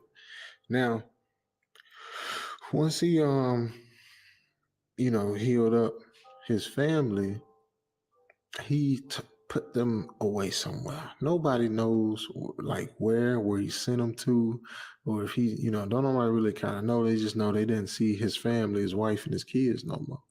So it's believed that he told them he was going on a one-way mission, a one-way trip. So he didn't want them to go with him. He didn't want them to get dragged into it. He didn't want them to see what he had to, do. Now, I think that he's had that conversation with the wife and they just told the kids that he passed on. That's what I think most likely happened. Because I don't think he could have faced his kids and I don't think he wanted to put them through that. I think he probably just told his wife what was up and he probably told her, like, if I make it through this, I'll find you. If I don't, then, move on. But he didn't care about his life no more, and he sure didn't care about the ones who hurt him. And he wasn't gonna stop until he got every single one of them. And that's exactly what he started doing. Now, he wanted to break them down piece by piece. The He didn't want to story of the just bust up real through the Joker. front door, grab somebody, and they end up pulling a pistol on him and popping him, and he ain't getting his mission done. He wanted to take that whole infrastructure, the whole criminal network down, one by one, piece by piece, little by little, brick by brick. So, you got me grinning, and I want to shout out a hallelujah, and I'm dreaming my dreams out loud. You got me singing. Something just happened. Hold on. Something just happened. You gotta skip. Yeah, you gotta skip the commercials and the music.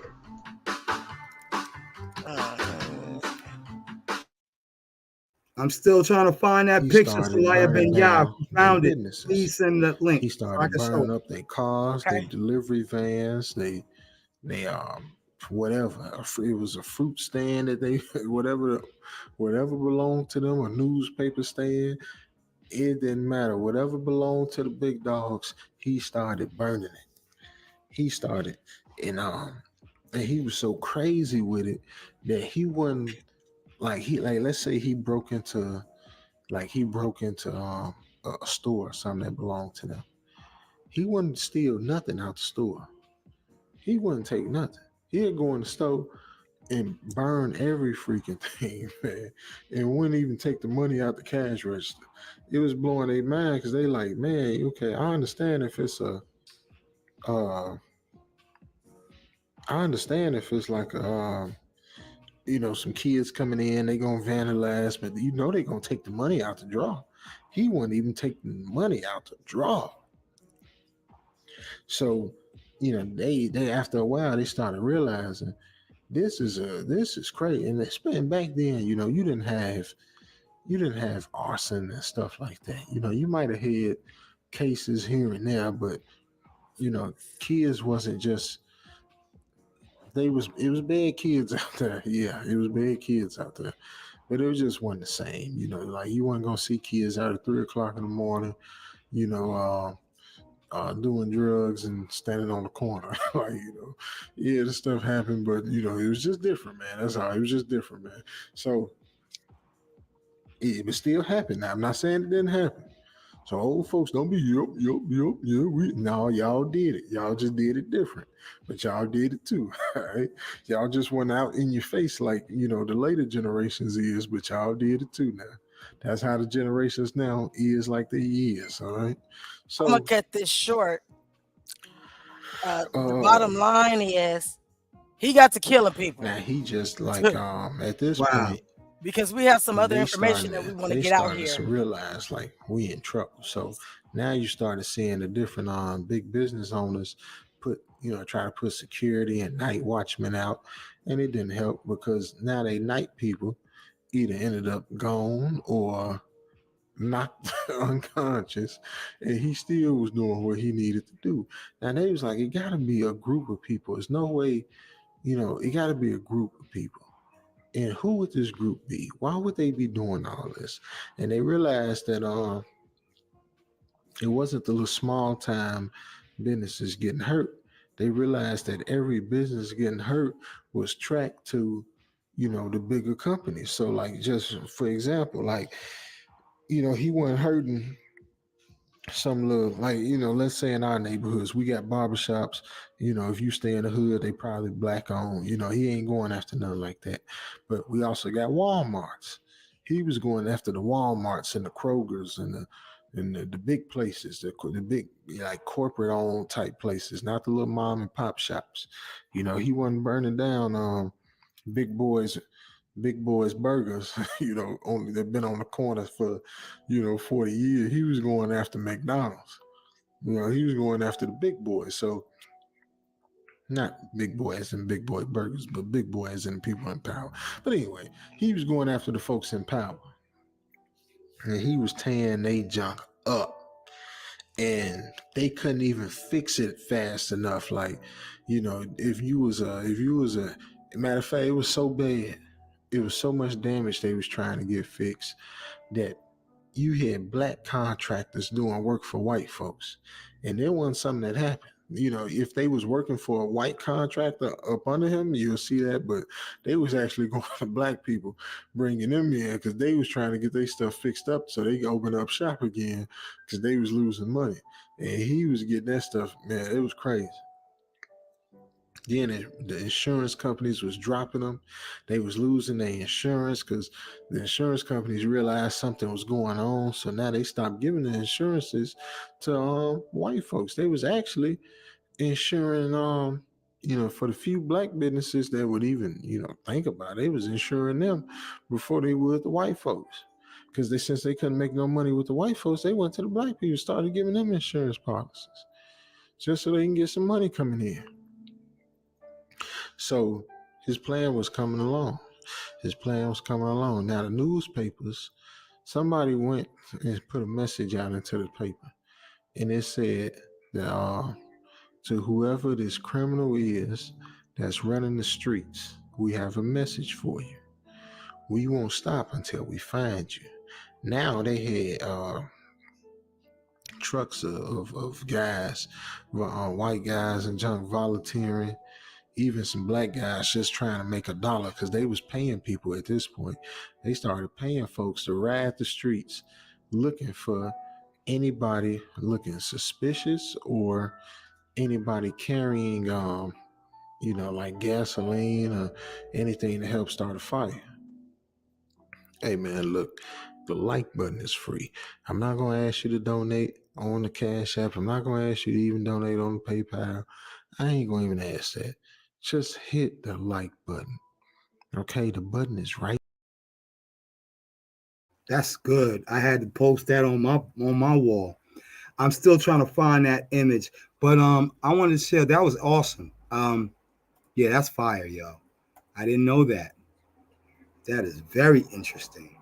Yeah, so what I found is most of the superheroes that they depict today, Aquaman, uh, Thor, all these individuals was Superman, real Batman. individuals, right?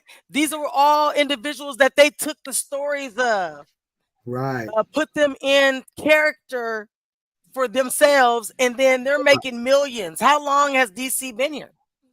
Oh, How long has right. how Marvel. long has this Marvel. Marvel DC been been Watch here? around this. since the 1930s. Yeah, There's so there. this is what I'm saying. Yeah. These are real slave issues, real Right. things that and real characters. You know, when you look at the entertainment world, you say, where did they get these stories from? Like, dang, but when you really look into it, they don't want you looking into it, you know. So now that it's the year of truth, it just things are just being revealed. Everything in the dark sees light. He separated the dark from the light. You feel me?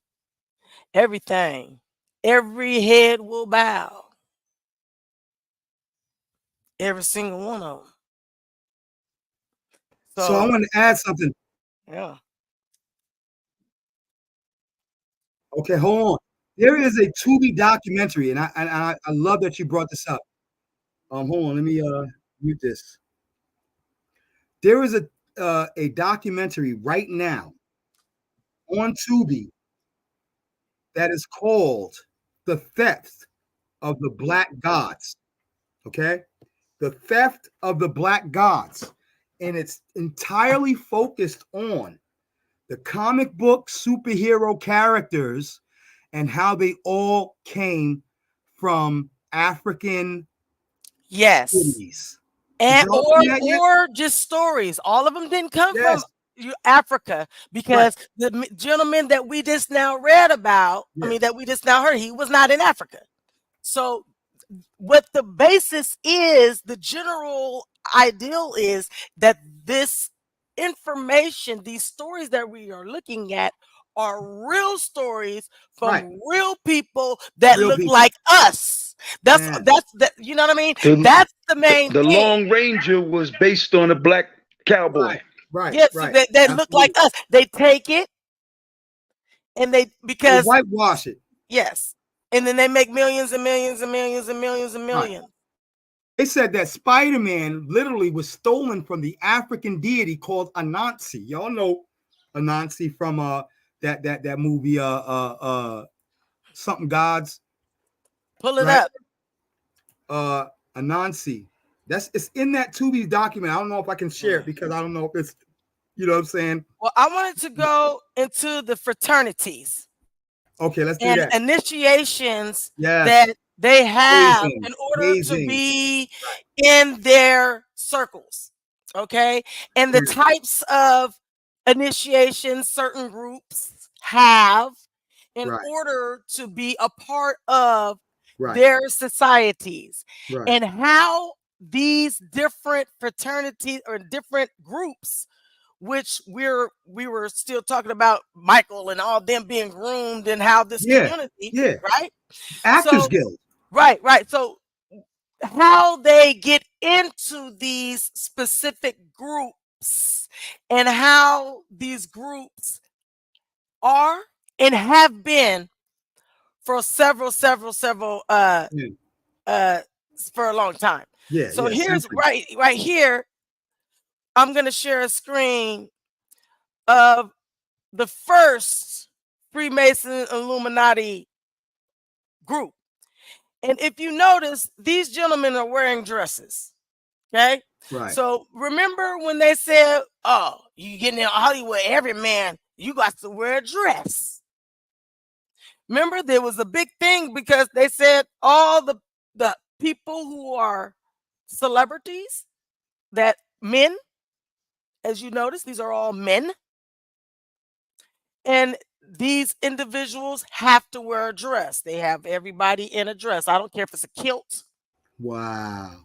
I don't care if they have every actor And you see the Pope hats wore at the a top, dress. right? Those are the Grand Wizards, and they're wearing a Pope's meat tree. Well, Huh? I don't know about that, but I do notice what is right in front of us. None of these men have pants on. Yep, yep. But the You guys know up what I top, mean? look at the guys up top, in all white. Yeah, Those I are see them. Pope's hats. Yes. Those are meat. That's called it. Different, That's the well, Pope's because meat this tree. these Yeah. individuals, I'm gonna go just to some stuff that I have here. These individuals, they have certain dialect and certain things that they basically have initiation for, right? And in order to get in, you have to do certain things. This is what I feel is happening to our community. The want to get in, they're sacrificing everything. The morals and the values that we grew up with are going out the window. We're seeing our youth idolize materialistic things like chains, uh, everything, cars. I done seen the youngsters, I got a couple cars myself, but it's to where they'll do anything for people to pay attention to them. Now, we're not going to get into what the rituals accumulate because I want to be here tomorrow. I'm going to get into some of them. But these people are very, very, very, very powerful. You don't really want to tick their buttons. Where's Jamie Foxx?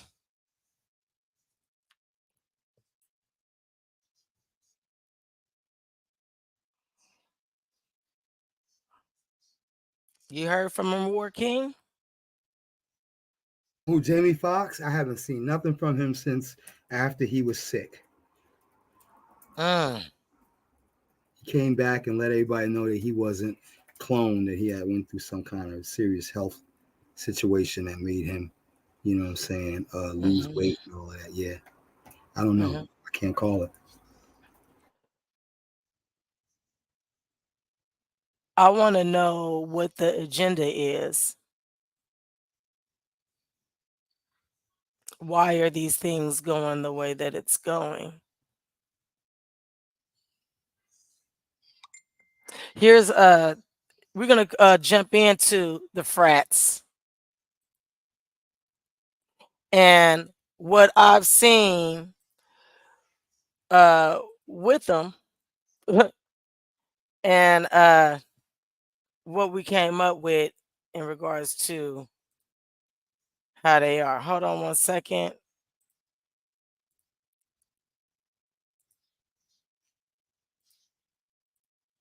Okay. This is Omega size seal. Okay. That's something that I seen. We did put the disclaimer up. Yeah, you gotta make sure that they decent though. You know what I mean? Okay, Cause hold on. Okay, I didn't. Okay, hold on. Let me get another one. yeah, she got a Set couple it of up. videos. Okay. that she So actually can't share. And in the fraternity, they're doing a little, I guess, dance stuff. It's called Q. right. What was a Q? What was they called? Q something. Q5, yeah. So And basically they doing their little thing, their little dance and stuff, and they're showing their butts, and they just dancing on each other. I mean, they doing some wild stuff in this fraternity to the point where you like, what is going on here? And then they did a little concert, and it's kids all there and all kinds of stuff going on, and they was dancing with their butts out, jumping, humping the floor, all kinds of stuff.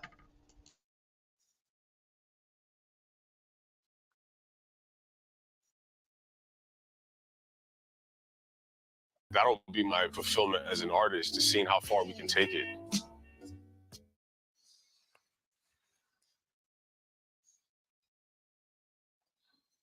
oh no, I can't do it with this one. Okay, My good. and hold on, let me stop sharing that. Hold on one second. Yeah. That I can't show that one because that one has it's improper. It has I feel nakedness. I feel, Yes, you yes, know. yes. So, that, I feel like it's inappropriate. I feel like it's even inappropriate to share it. Very much. Okay. So this one is a one. Okay. As you see, let's see. Yeah, as you see, the initiations are rigorous and they form this uh, brotherhood. But as you see, These are the same brothers that's dancing with their butts out and humping the yes, floor and doing all kinds of weird stuff. That if you go look it up, you'll see they're on some weird stuff going on in that fraternity. And it's not normal. right. So this is what I'm asking Oh, the audience. that's Omega Sci-Fi. Oh my gosh. Have you Yeah. seen the videos Yes, with I the have. butts out? Yes. And I got a cousin who's an Omega Sci-Fi, and I had to G-check him. Dad, I hope he wasn't out there with your booty hanging out. Dad. Yeah. If he got in there, Omega Psi is a Greek fraternity that is popular amongst Black HBCU colleges, historical Black colleges. You know what I'm saying? Where Black people are basically practicing the behaviors of Greeks, and they're walking around with their butt cheeks out. They ain't no way. They're doing more than just walking around. Okay? Oh yeah. Slapping each other on the butt on the bed. Yeah. Come on, bro. Ain't no way. In there. What in the fuck are you? Watch your mouth. But yeah. You know how the guys sag their pants, but they sag They in don't their got no drawers, drawers. and they sag in pants without drawers. They doing all kinds of stuff in this. Walking out there doing a who who. What's that? What's that? Remember school days, sis? Yeah. yeah. Get So 'em on, get 'em on. Right? With their butts out, like Get their right. booties out, right? Come on, man. Ain't no way. But I don't have anything against for what it. I just have something against the the part that is affecting our communities. That part of the initiation to these groups. That's what I was looking at, like all these people, they're in these specific groups. They're specific, and all these things have happened to them. Right. We look at the Michael Jackson story, uh, and it's weird. And then we look at like videos where he was crying out, Um, all I really know is they don't really care about us. You know, the interview that he had when he said that they were trying to steal from him, right? And they wanted to have, hold on, let me pull that up. And then his home doctor, the doctor that comes to people's homes, it's real weird that these doctors that come to people's homes uh cure Yeah. these, I mean, treat these people and they're coming up dead, Right. right? Right. You're looking at Michael Jackson, Right. right? Then you're looking at Whitney Houston, Right. right? Then you're looking at Prince, Yep. They over there right? freaking Then you're looking at, overdosing. you know what I'm saying? So these people that are coming to the homes, right? You're looking at Kim Porter, right? Puffy's, There is a conspiracy theory right now yeah. that says that that Puffy had something to do with that doctor paying that doctor to overdose Michael. Well, that this is what I'm not saying that. I was kind of but what I'm saying, I was trying to Allegedly, but allegedly. allegedly, right? Yeah, you got to say right. So what I was like, okay, well, it all makes sense. It's right in front of us, but no one's saying it. It's like a modern day little game for them. Like, let's go to the deepest part of the ghetto and get the most ignorant person and make it pop its ass in front of us and do all kind of foul, disrespectful stuff. And the little kids will look up to them. Right. And eventually we'll have them all. Right? Mm-mm. That's Yeah. what I see. Right. Right. And you got the Pied Piper of R&B. You know what the Yeah. Pied Piper did, right? Right. Yeah, And but you then know Michael what? Jackson, he's a Pied Piper too. You know what I'm saying? That image, he had that Pan's flute. Mm. Right. They're leading the children. See, they missed that the Pied Piper story, that mythology story. They said that the Pied Piper, I think he played the flute to get all the rats and stuff to follow them, and they fell into the water. However, the Mhm. actual story was that he was leading children to their deaths. Let me go ahead and look. You said the Pied Piper. The The tale, in Pied fact, has Piper. survived for a long time, originating from medieval folklore. The story inspired a Goth verse, Der Rattenfänger, a Grimm Brothers legend, The Children of Hamelin, and one of Robert Bound's best known poems, The Pied Piper of Hamelin. And although each writer tinkered with the story, the basis remains the same. The Pied Piper was hired by Hamlin to rid of the towns of plague rats, trailing after the hypnotic notes of the rat catcher's magical flute. The rodents politely filled the city gates to their presumed doom. So that's not the real story. That's the let me put the real story of the Pied Piper. Go ahead, you guys.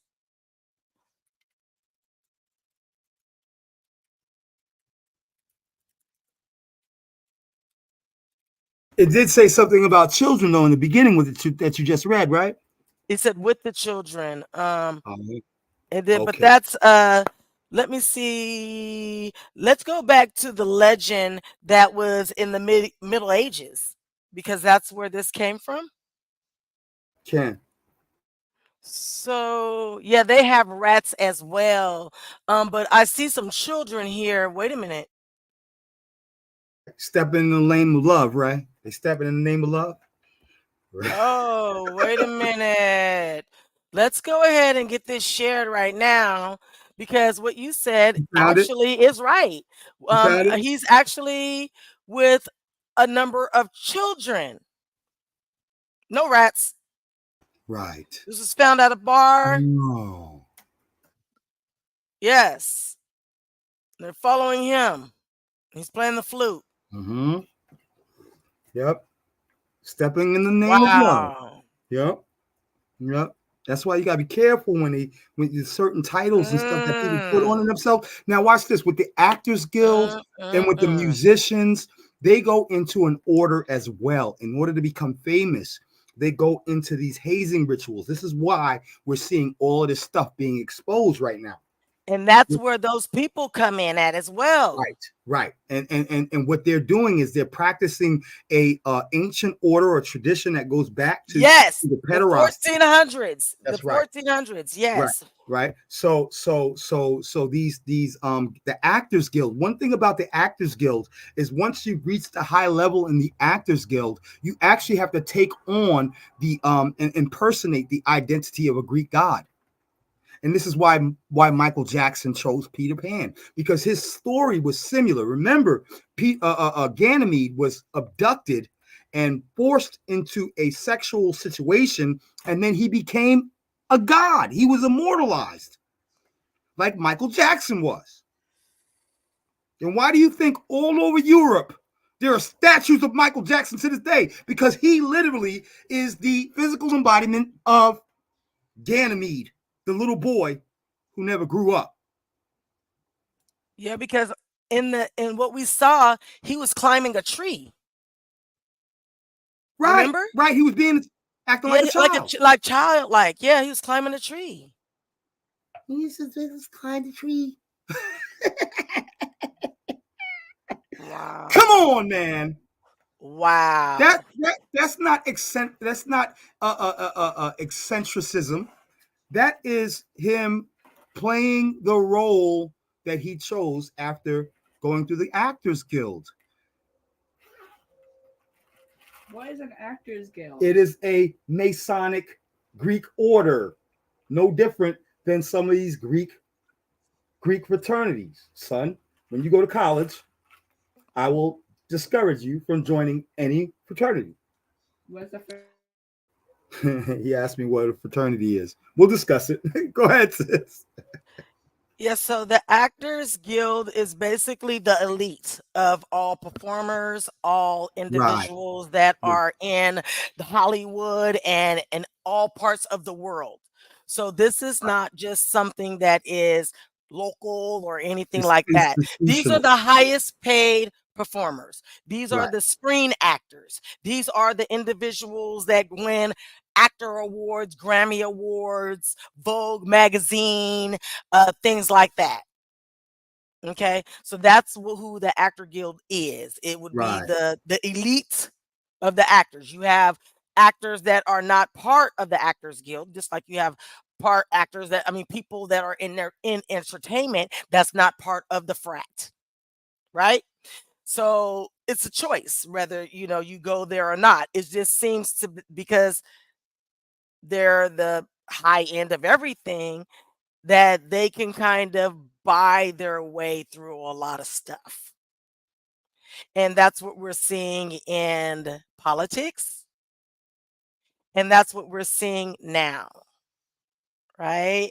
With Mr. Combs. Now, if they had something on him, why isn't he in jail?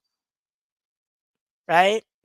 So, from what I feel is, yeah, he may have all this stuff going on, but all of these other individuals was in on it too.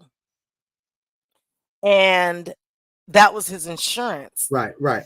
Right. because he knows that the individuals that we look up to that we think that would never do this or never do that are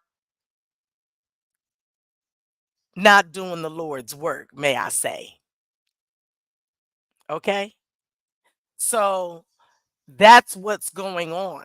And it's being exposed, but it's also it's at the higher levels, but it's also trickling down to the city and local and county levels, right?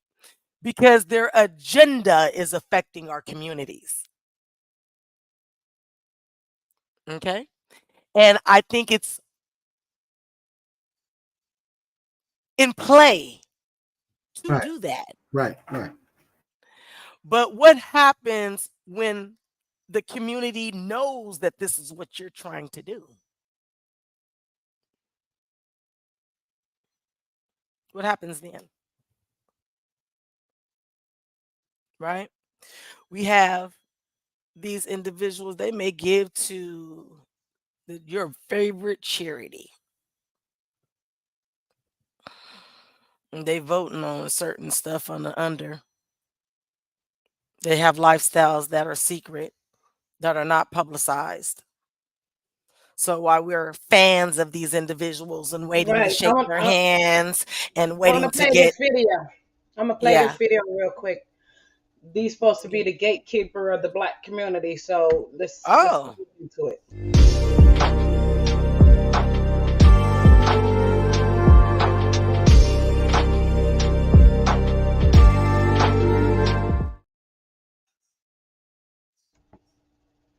And anytime y'all need me to stop, let me know. Okay.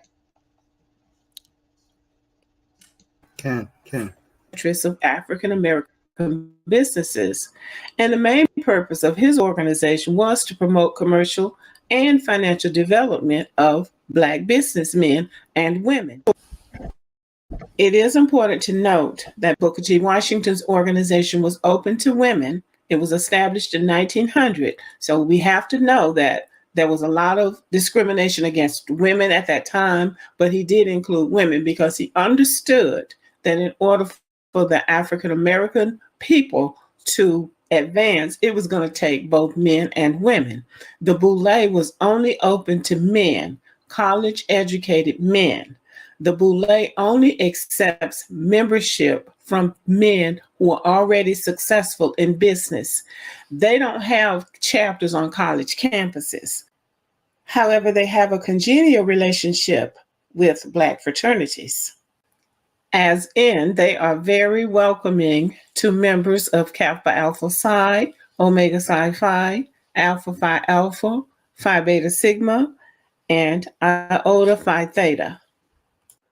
So these two business networks, the National Negro Business League and the Boule, were established to help African Americans network in business, commerce, education, politics, whatever the case would be, because the established white associations were not available to them. They were not open to them. The distinction should be made that the National Negro Business League was open to any African Americans that were active in business, pursuing business ventures, whereas the Boule offered membership to professional people, college graduates. Booker T. Washington and Dr. W.E.B. Du Bois were sort of adversaries at this time. And Booker T. Washington, of Pause course, just one belonged to second, the sis. Negro Business League, and Dr. Du Bois was an early member of the Boule. Also, Yeah. Okay. So remember this about Booker T. Washington, y'all. I just did this in my course, right? I'm still working on this history course in SUNY Empire University. Booker T. Washington was he wanted us not to care about our rights or being educated. He only wanted us to, he said that we should build economic power by staying submissive to the white man and learning trades so that we could be more prevalent in the industrial revolution. But he was anti-black education and anti-black liberation. I just want y'all to know that. You know what I'm saying? Pay attention to what was about to be said on this, right? So watch Booker T. Booker T was not on our side. You know what I'm saying? He wanted us to remain docile. Go ahead, sis. Thank you. also, Booker T. Washington was very supportive of Black Wall Street in Tulsa. So that has to be noted. To know what the Boule does is to know who the members are. And this is a small list of men that belong or did belong to the Boule.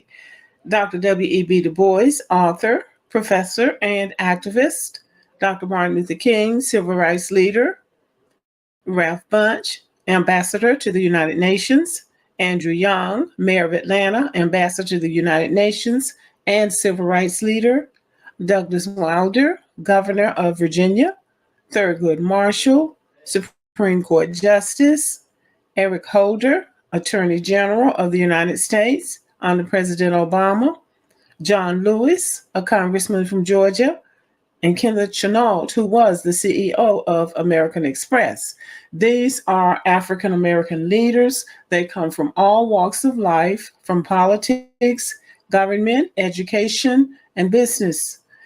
They are called the gatekeepers of the African American community. I will read their mission statement, and then I can discuss what I know that some of these organizations do that these men belong to, in addition to the Boule. Their statement says that they are modeling leadership, education, and civic responsibility by supporting these endeavors and by mentoring the young men who will advance the African American community in all facets of equality, mutual respect, and devotion to democratic traditions. Also, in their historical information, they say that in the early years of Sigma Pi Phi, they were a secret organization, but in 1982, they adopted a policy of limited and selected publicity, and that usually has to do with money. When you open your organization up in ways like that, it's usually to do with the fact that money. Sigma Pi Phi, the Boule, like all Black Greek fraternities and sororities, is a service organization. These organizations were formed in the early 1900s. She said Black Greek. Right. Fraternities. Black Greek. Fraternities. I just wanted to put that out there. That they just not by themselves just doing this, and they see there's some type of traditions in certain ways. Yeah, let's talk about it. Go on, Karima. And the whole idea of them was to service the African American community because we did not have access to white organizations and associations. So these men and women formed these organizations to address the needs in the African American community. As far as these organizations being gatekeepers of the African American community, it first must be stated that every community has gatekeepers. The mayor, the city council, the governor, the state legislature, the president of the United States, the U.S. Congress, the Supreme Court, and everybody who works under those headings is a gatekeeper. So every community has gatekeepers.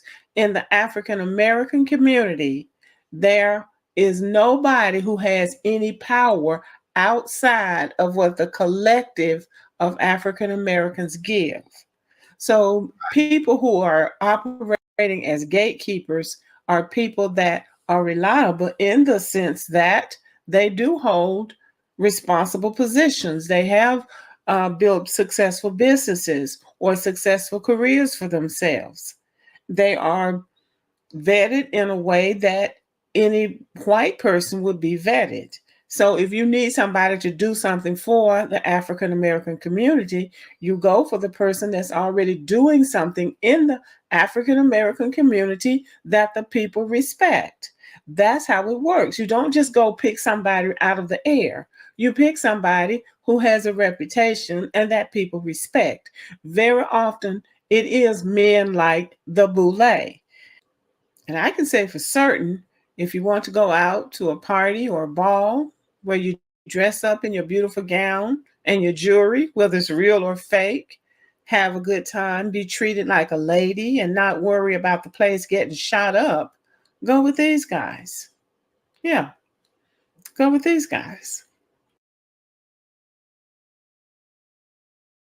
If you've been in a car accident, don't call an attorney. Use this AI app instead. That's what Don't do that. Don't do you call an attorney? Divine Nine fraternities and sororities are Alpha Phi Alpha, Kappa Alpha Psi, Omega Psi Phi, Phi Beta Sigma, Iota Phi Theta, Alpha Kappa Alpha, Delta Sigma Theta, Zeta Phi Beta, and Sigma Gamma Rho. Service to the African American community is a primary goal of all of these organizations. These organizations, except one, were founded during the days of segregation where African Americans could not join white fraternities and sororities. Most of these organizations were founded at Howard University. Belonging to a fraternity or a sorority has social benefits, but the primary goal of a Black fraternity or sorority is to provide service to all mankind, especially African Americans. The Boule, as well as Divine Nine organizations, have program agendas that address the needs in African American communities. They promote educational progress, health and wellness, encourage political unity, and support cultural uplift. What this means is that these organizations give generously to historically Black colleges and universities by establishing scholarships and scholarship endowments so that students who are deserving but otherwise would not be able to go to college are able to go. The Boule has given over 350 scholarships since 1987. These organizations also give to the United Negro College Fund, and very importantly, they mentor and train the next generation of men and women for leadership. These organizations have local, state, national, and international impact. It would be impossible for me to tell everything that each organization does, but in every community where they are present, their presence is felt. The Boule and several of the Divine Nine organizations gave at least $1 million each to the African American Museum at the Smithsonian. And there are many, many more charitable, school, and social organizations that these organizations donate to or in some way support. These organizations promote health and wellness by number one, donating tons of food to food banks across this country so that anybody, an individual, family,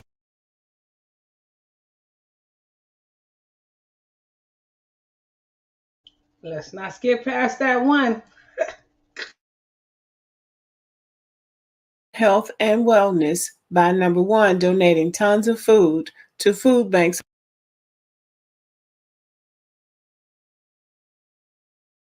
This the group that had their butts out.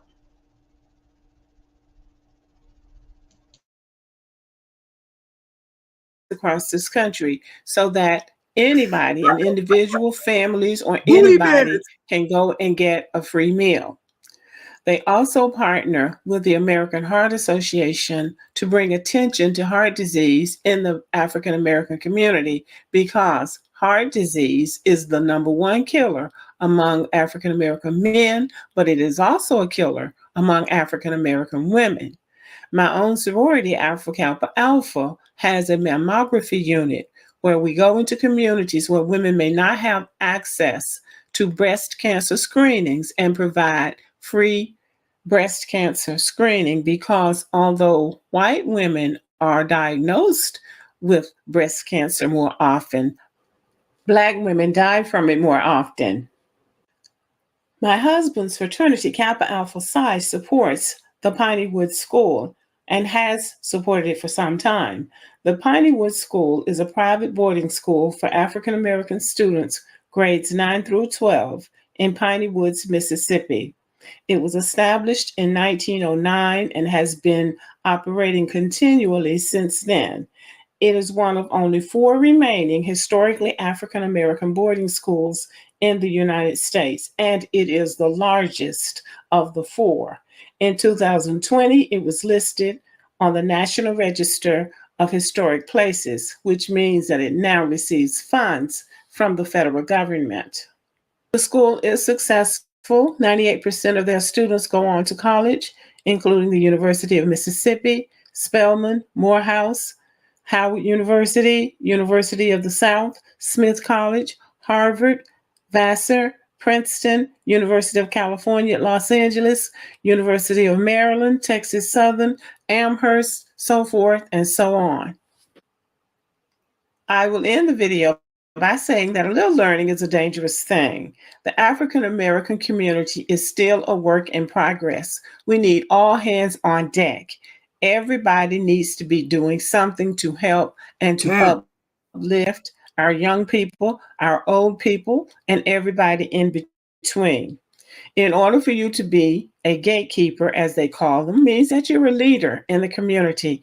African Americans have to trust you, and the collective of African Americans have to agree that you're the leader.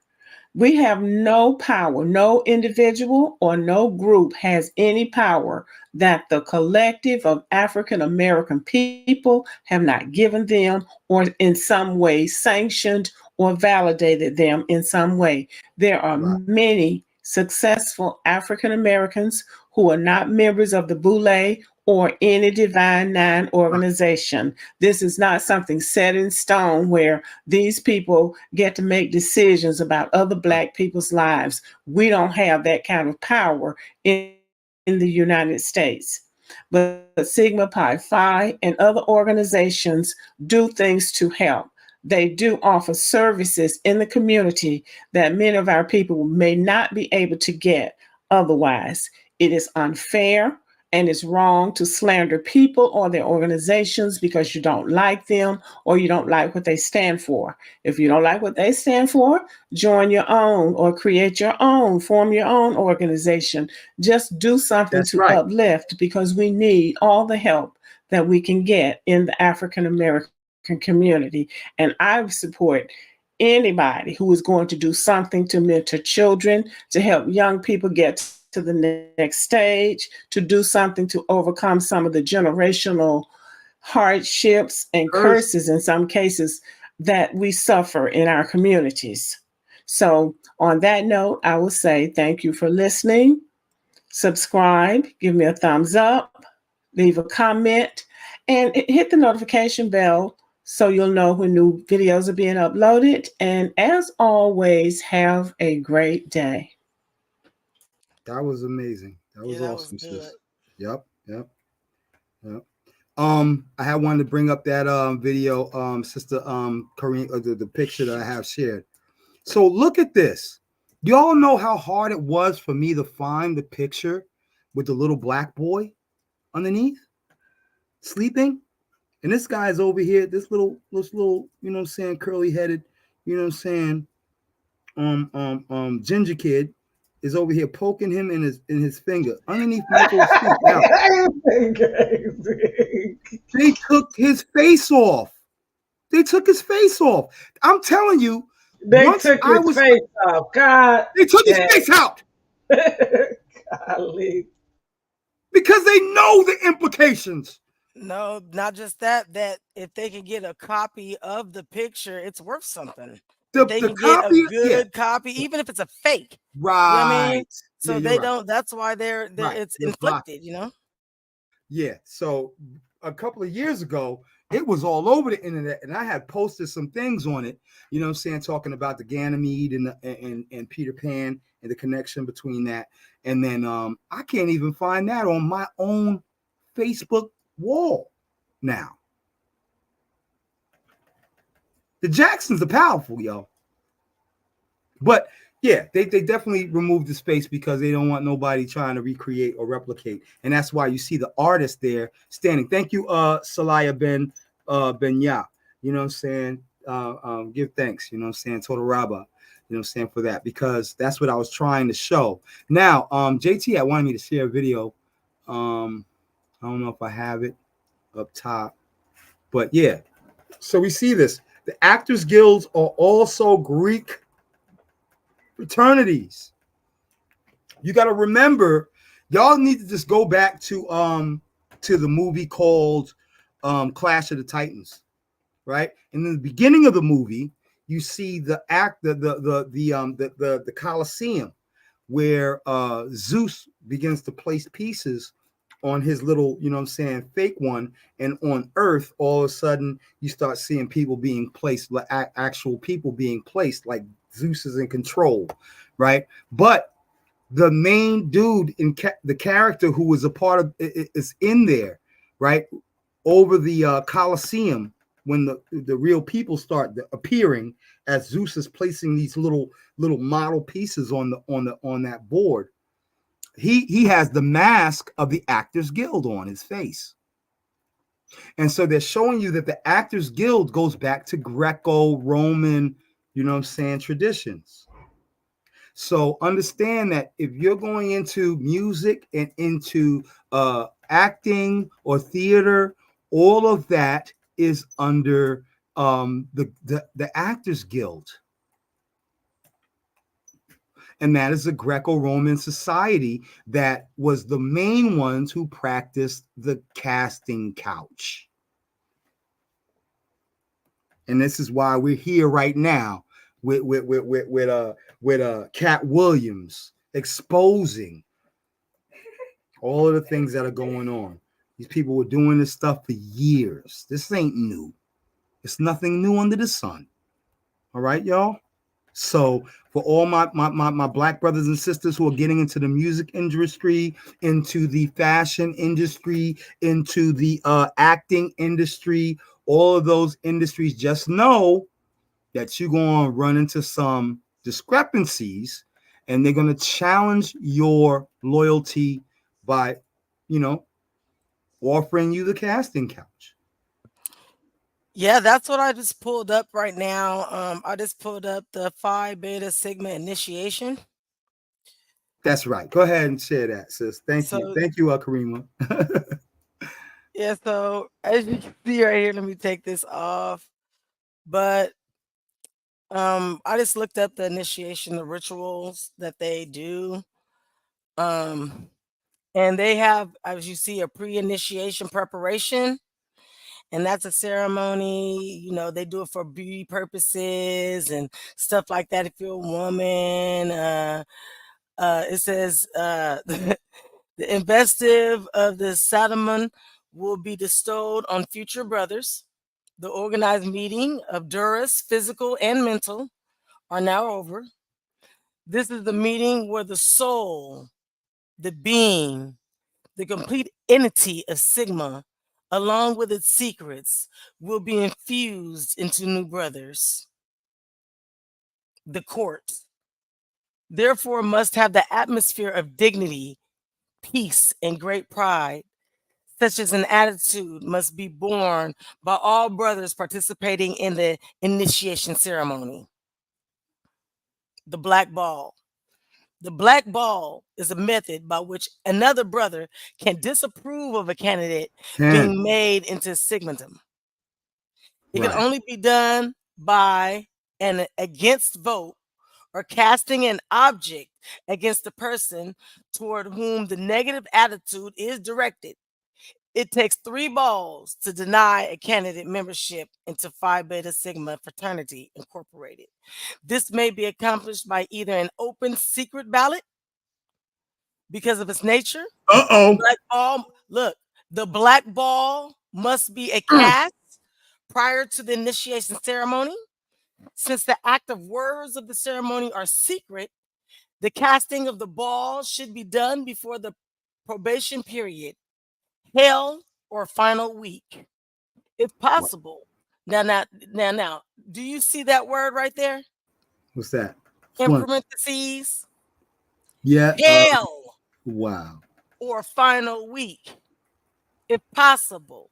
But the last time for casting the black ball is during the meeting of the chapter immediately preceding the initiation. The candidate thus blackballed is notified and removed from the line. Right. Due to the extreme seriousness of this act, the black ball is not cast incidental, spurs or petty reasons. Reasoning here is based on fact that the pledge period must in some way influence the character of the man's pledging, and through the character flaws may have existed in the past, there is no reason to assume such still is the case without direct knowledge of the same. However, it is known a candidate unworthy, one must bring this attention to the fraternity as earliest as possible, convenient time, and action taken accordingly. Now, we want to look at the words that are in black right now. What does that say? Can somebody read that?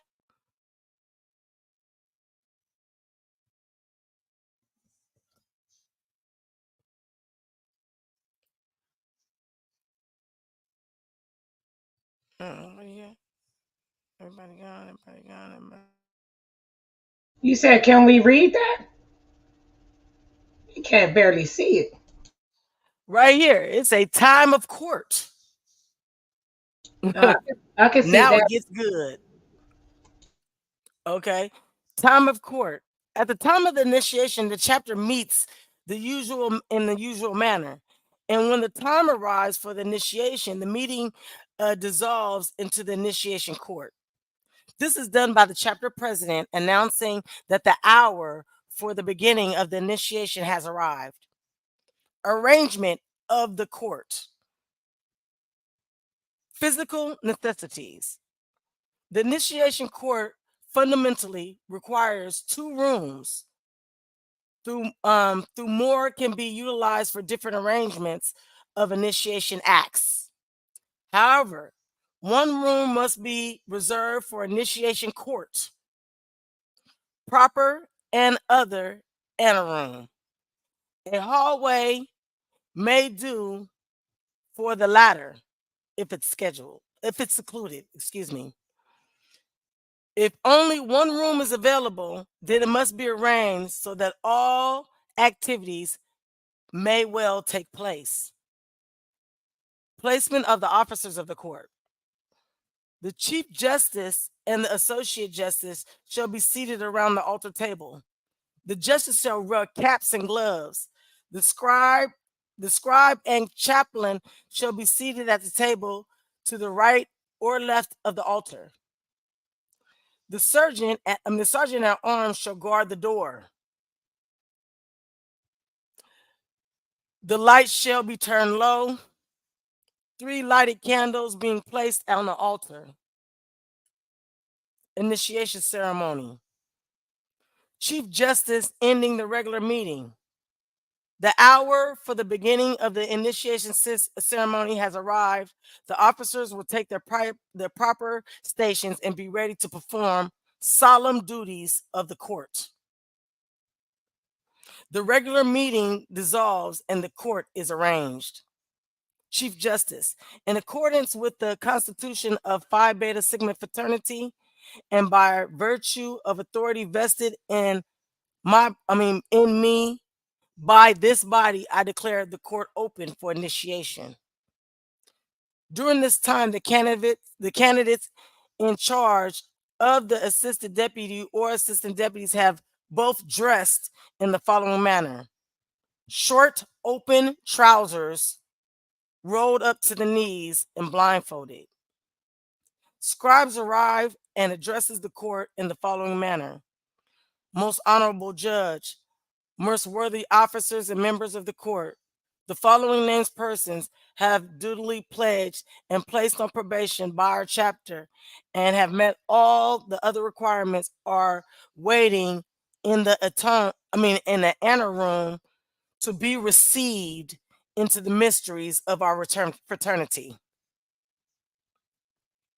The Chief Justice speaking on the deputy, bring the candidate forward. The deputy retires to the anteroom and, aided by his assistants, brings the candidate before the court. The room should be partly dark and the fraternity hymn sung softly. Chief Justice to the candidates: cometh thou hinder of thy own free will and accordance to be initiated into the mysteries of this secret fraternity? Duly telling the candidate to answer, yes, I do. The candidate answers, yes, I do. The Chief Justice to the candidate, are you willing to take upon yourself the responsibilities, obligations, and trust of this fraternity to be obedient to its laws and regulations? Yes, I am. Candidates are now led quietly into the inferno. Inferno examination. Deputies, seek the brotherhood, scholarship, and service. You have been brought to his historic spot on your own free will. You're morally stable. Your fraternity, your fidelity must be tested. And previous to the journey through the Death Valley and across the Dead Sea, your body must be subjected to a thorough examination by Dr. Luke, doctor, to take charge of these seekers. Each candidate is percussed and osculated. I don't know what that means. The examiner must use any reasonable method to make it exciting and impressive, but to avoid pain and damage. Inferno crossing the Dead Sea. The candidates are taken one at a time into a place where the inferno has been prepared. The test is started by the deputy or assistant taking the candidates by the arm and gently assisting them on his journey, walking around the inferno as nothing will happen to him, and in conversational tone, deputy, it was balmily clear evening when a weary Greek traveler, such as you stated, on a journey across the Dead Sea. A crescent moon, symbolic of the Crescent Club, of which you have been a member during the past months. Deputy stops walking here, was now hanging lazily in the eastern sky. The weary Greek stopped to contemplate the journey across the Dead Sea. A crescent of the okay, wait. Let me go back. Deputy stops talking here, was hanging lazily in the eastern sky. The weary Greek stopped, contemplate the journey across the Dead Sea, a crescent moon symbolic of the Crescent Club, of which you have been a member during the past months. I guess the template task before him. Now the deputy becomes harsh and sarcastic. All dogs have traveled across the sea, have chosen what breed of dog they desire to be while on this journey. What breed of dog are you?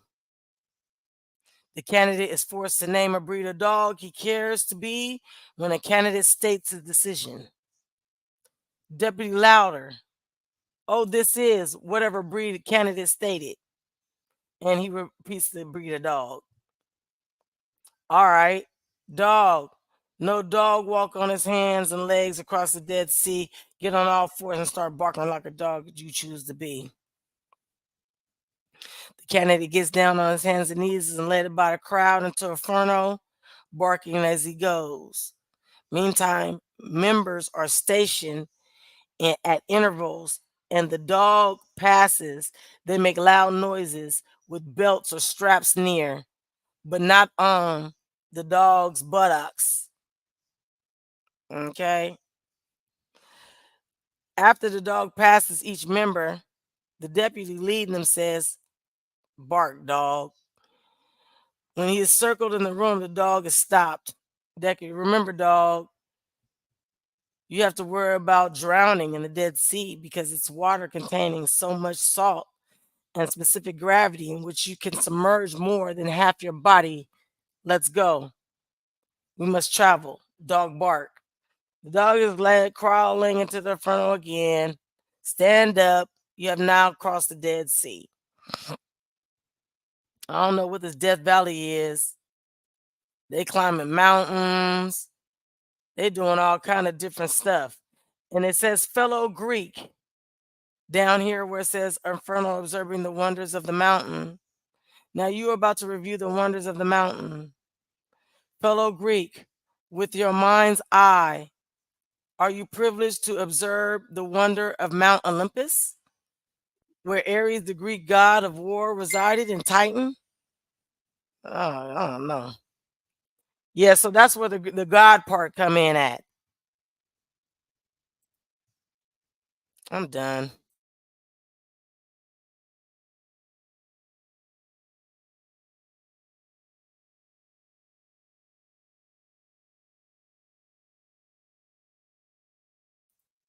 Let me get on up off here, Karima. We've been on here hella long.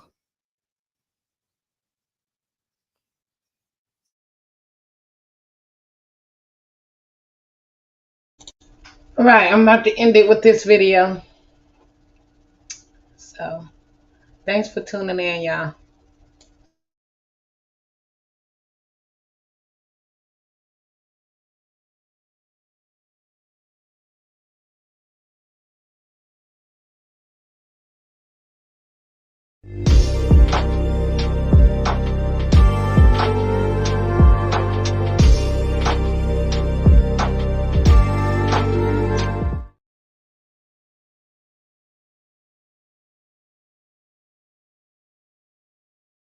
Black brothers in the NBA, and they all got to be down with what they don't want to be down with because they whores. They know if I say something, my career is over. So the devil knows he gets you hooked on his goodies, and then he threatens you all your life that I'm gonna take them from you. And so you live in constant fear of losing. So you get more desperate to keep more stuff. So you're willing to give him more access to your life to get more. This is why he always gives these artists, think about it, he give them the first hit for free. They get soon as they make a song, they get a hit record, boom, they blow straight up to the top. He get them hooked on fame, new cars, moving out the hood, yeah, dollar in the dream stuff, and all of a sudden, the second album, now what you gonna do? What you gonna? It's when the deal comes. The deal ain't on the first album, because you ain't had a taste of fame yet. You ain't desperate. You ain't trying to keep nothing. See, when you ain't got nothing, ain't nothing to lose. But boy, when you got something, I can't go back to the hood. That's when the deal comes. If thou would worship me, if you will fall down and worship me. And they might have not took that. That's why you listen to these church entertainers and some of these people who you know came out of the church, and their first album, it was good. But the second album was the deal. That's where you got to take the deal at. Because you do know ain't no money in music, right? Y'all don't even know that. Ain't no money in music. Music went out when the internet came. The money gone. Ain't nobody made no money but those that sold real album records. It's over. So when them artists go to the entertainment industry, they get fronted money. They get a royalty. They get an upfront piece of change. Give them just enough money to make them feel like they living good. But they owe the company. They owe the record industry. They owe the company. So he ain't got 50 grand to give back. Now you say, well, he sold 1 million records. Don't matter. He didn't make 50 grand. Because they gave him a fraction of a cent. Y'all don't even know that. They gave him a fraction of a cent.